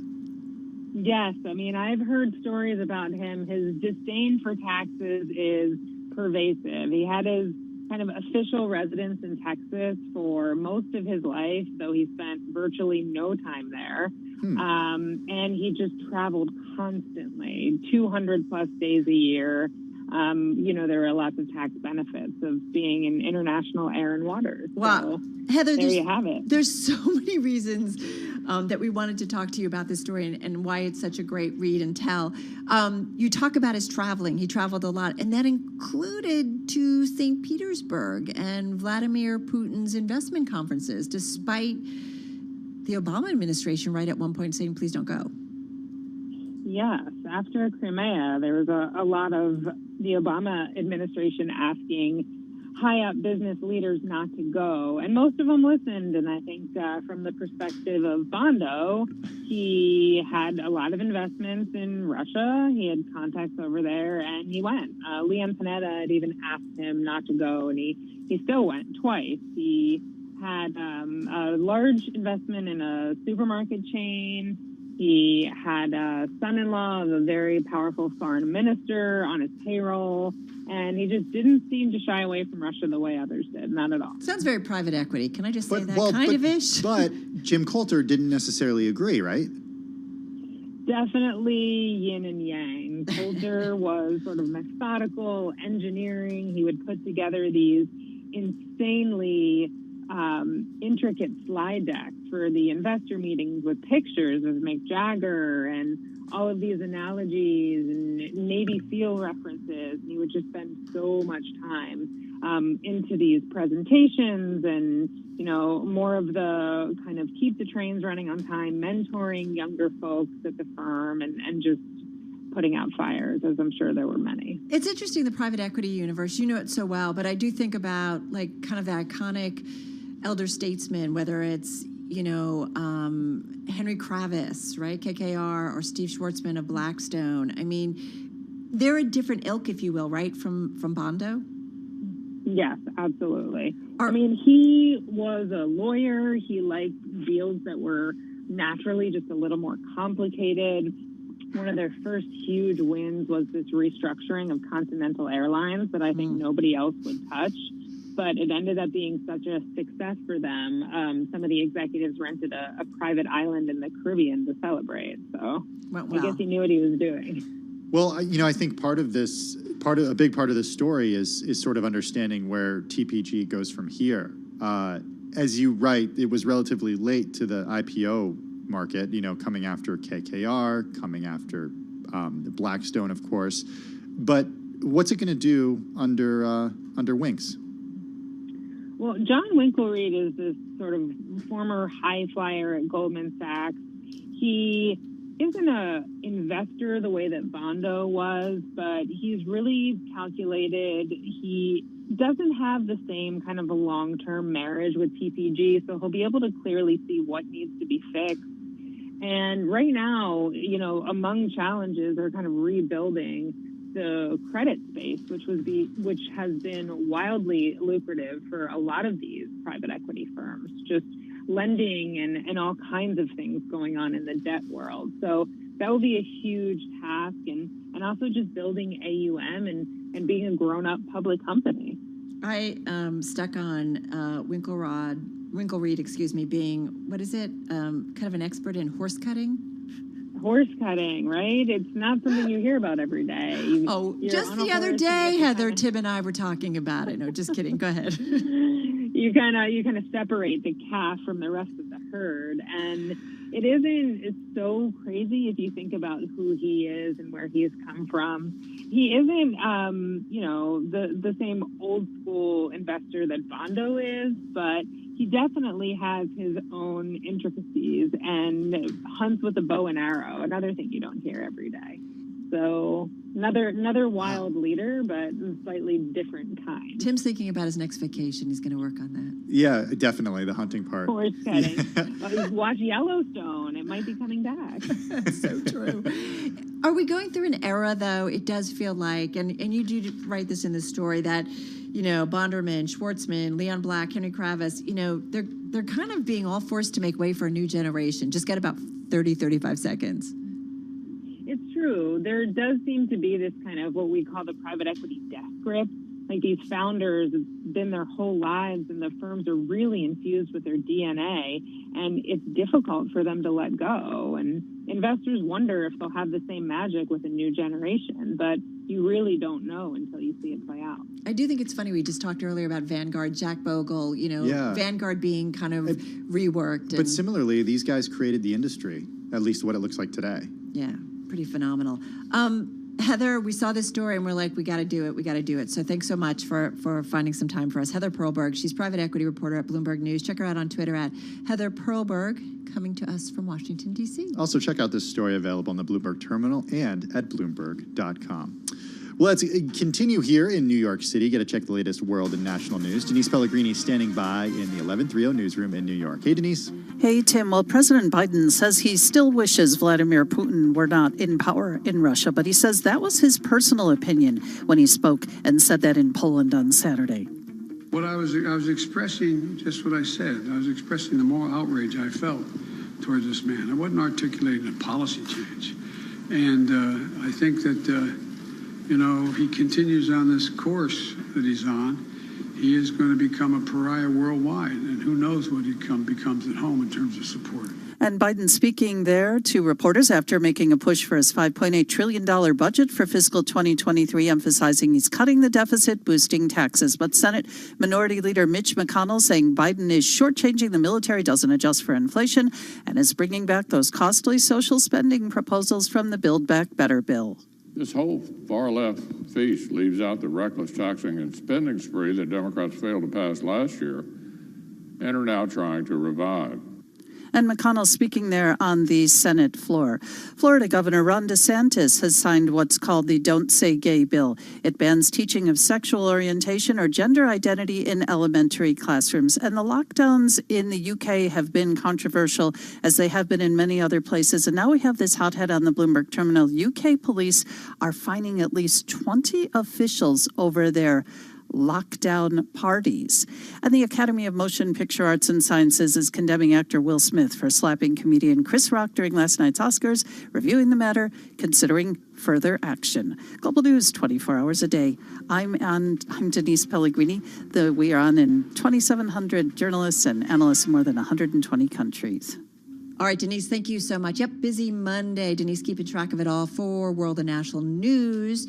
Getting back to some business news, a story that jumped out at us has to do with World Wrestling Entertainment. Yeah, also Fanatics. They've signed this long-term deal for e-commerce, licensed merchandise, and collectibles. So Fanatics is getting rights to design, manufacture, and distribute WWE products, such as T-shirts and caps, and it'll debut a new online WWE store For later this year, the Fanatics Collectibles division will also get permission for WWE trading cards once the current deal expires.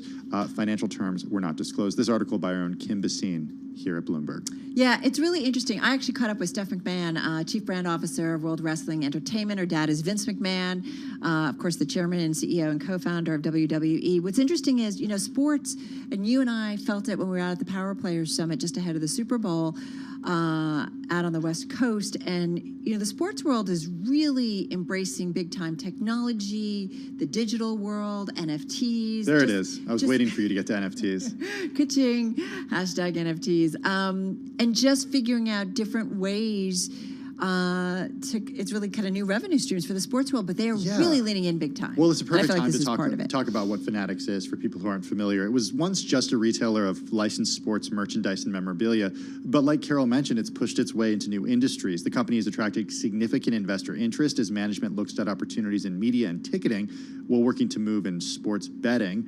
Earlier this month, Fanatics was said to have raised $1.5 billion in funding from a multitude of factors. So it's like going from actual merchandise, right, to now thinking about how do you do it digital? Well, WWE has been and video games early. And things. Well, WWE was really early to streaming. Yep. So before there were sort of these direct-to-consumer streaming platforms from MLB or ESPN, there was WWE's version. I'm talking like early days, Carol. Yeah, exactly. No, you're absolutely right in terms of really tapping into that big time, and they've been doing different deals and new deals in terms of getting out its streaming. So fascinating read by our Kim Basine. Check it out at Bloomberg.com. You are listening to Bloomberg Business Week on Bloomberg Radio.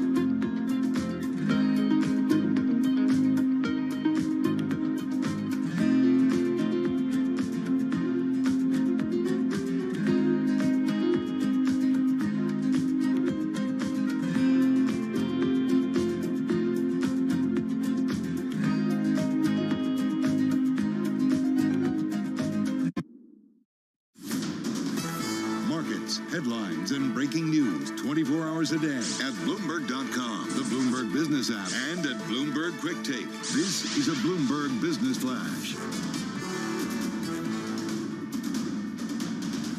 From Bloomberg World Headquarters, I'm Charlie Pellet. S&P 500 higher for a third day, up 0.7% after falling as much as 0.6%. The big turnaround for the Dow Jones Industrial Average had been down more than 300 points. It ended the Monday session with a gain of 94, up by about 0.3%. S&P up 32, a gain of 0.7. The Dow rallied 185 points today. Actually, NASDAQ up 185 points today, up by 1.3%. The NASDAQ 100 index did advance today by just about 1.5%. We had the 10-year yield, 2.46%. Spot gold down 1.9%, $19.22 the ounce. West Texas Intermediate crude tumbled 9.2%, $103.38 for a barrel of West Texas Intermediate crude. So again, the Dow, the S&P, and NASDAQ all rallied today. S&P 500 index picking up a gain today of 0.7%. NASDAQ, to be clear, up by 1.6%. I'm Charlie Pellet. That is a Bloomberg Business Flash. So this morning I did a Twitter poll, and I asked what's most stunning. How did I miss that? I don't know. I'm really hurt because I don't think you voted. A lot of other people did. Okay, I'll vote right now. So here's the question. What's most stunning? President Biden on Putin, Will Smith on Chris Rock, Fed on inflation? I'm not going to vote on that. Well, 56%, overwhelmingly, the majority said Will Smith on Chris Rock. And as we mentioned at the top of our broadcast, this is the story everyone is talking about, the back and forth between last night's Best Actor winner, Will Smith, and presenter and comedian Chris Rock. It was, to say the least, a bit uncomfortable. Jada, I love you. G.I. Jane 2, can't wait to see it. All right? Uh-oh, Richard. Oh, wow. Wow. All right, that, of course, you could hear Chris Rock. You could, of course, hear comedian Chris Rock there. That was after getting, for those of you on radio, slapped by actor Will Smith. Chris Palmieri is entertainment editor at Bloomberg News. He joins us on the phone from Los Angeles. Chris, this is, I feel bad for Apple today because Apple could have had a big day getting Best Picture for Coda, but instead, this is what anyone is talking about. Here we are, not even 24 hours later. What's the conversation about this moment last night? Well, the latest news is that the Academy says it's going to investigate Will Smith and that there could be consequences. So we're just all trying to figure out what they may be. You know, could they suspend him for a couple of years? That would sort of get around the awkward thing where they always tend What does that mean to suspend him? him? Yeah. Well, as a member of the Academy, you know, there's 9,500 members of the Academy of Motion Picture Arts and Sciences, and they, you know, get some perks. They get a lot of free movies, which probably Will Smith doesn't need. Not worried about that for Will Smith. But they get to vote and on the awards and things like that, and that would get around the awkward moment of having him come back as a presenter, which they always do with the previous year's winners, you know. So that's the talk. I mean, there was supposedly the LAPD said that they were not going to charge him. Chris Rock said he wasn't going to press charges, and then overall, just the overall comment of, you know, are you on team Chris or Team Will? You know, we've seen, you know, folks like The Voice, that show come out pretty hard against Will Smith's behavior. Yeah, I mean, I think a big part of that conversation today is taking a step back and thinking, wow, we just witnessed actual violence in an award show as the result of a joke, regardless of what you think about the joke. Chris, I'm wondering, you know, what this actually means. It's remarkable that he was. I think for a lot of people, it was remarkable that he was actually allowed to just stay and then accept the award in person. What's the conversation around that today? Well, there was, Howard Stern, for example, said, "Well, where was security?" There was a feeling, a lot of us watching, people in the theater, that this was maybe some stunt that was part of the show. You know, the Oscars always have something like that going on to sort of mix it up. And it took a while for everyone to realize it was real. And so, to have somebody like Will Smith, whether he could have been stopped, or thrown out afterwards, it probably, when everybody knew he was probably going to win the Best Actor award, and a couple minutes later, it would have been really difficult for the Academy to pull that off so quickly. Yeah, I thought Amy Schumer was like kind of perfect afterwards. Like, hey, did I miss something? The mood feels like it's changed around here. I mean, it really did, change. I have to say, watching it in real time and seeing it did feel like initially, I actually thought it was a punch, and it sounded like almost a sound effect that, like you see in the movies, like a punch sound. And then when you cut to Will Smith's face, you saw how serious it was. And then quickly, my husband and I are Googling and looking at the international feeds, and then getting to hear all of it and realizing, okay, something certainly went down. I guess we shall wait and see, right, what the Academy does. As you said, they're going to investigate Chris Rock, and it does certainly feel like people have moved along in terms of the conversation, saying, that was violent, it was aggressive, and that's not okay. And more importantly, it just overshadowed so much else that was kind of big news this year. Sometimes the Oscars aren't that big news, but the first time a movie that was released primarily on streaming won the Best Picture. This is something Netflix has been trying to do for years, hiring all these big name directors. And Apple, of all people, just kind of waltzed in and took it. It was an interesting commentary because the Netflix movie, The Power of the Dog, is a tough movie to watch. It's a little depressing. And Coda, a little? Come on, Chris. Yeah, Carol gives me such a hard time because I suggested that she watch it, and she was not a fan. Tim's like, come on, you got to watch this great movie. So my family and I sat down, and like my daughter left while we were watching, my husband left while we were watching. Yeah, now I know what Carol's family thinks of my movie recommendations. I wrote it out. Yeah, they're like, my husband's like, who's this Tim guy? Yeah, so Netflix had the most nominations, 12 for that movie, and got 1 for Best Director, and then Apple had 3 and won them all. So really just shows the power of that story at Coda. Yeah, it's a fantastic film. And the other thing, it was a huge accomplishment for diversity. Yes.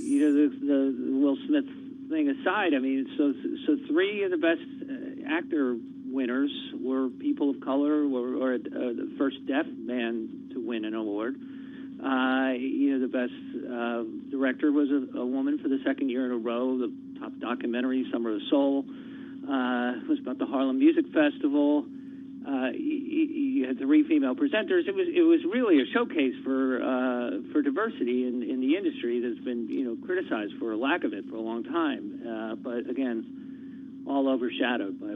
Yeah, who could forget the hashtag a few years ago, right? Oscars so white. Hey, Chris, what does this? This comes against a backdrop of declining ratings too for award shows, including the Oscars. Do we know anything about ratings from last night? Yeah, they were actually way up from last year, 50, 60%. It was about 15 million people watched. Now that said, it's still that's pretty easy, right? To be up from last year. Last year was they had it at the train station downtown. Right, I remember. For a small group. It was a year without a lot of big movies.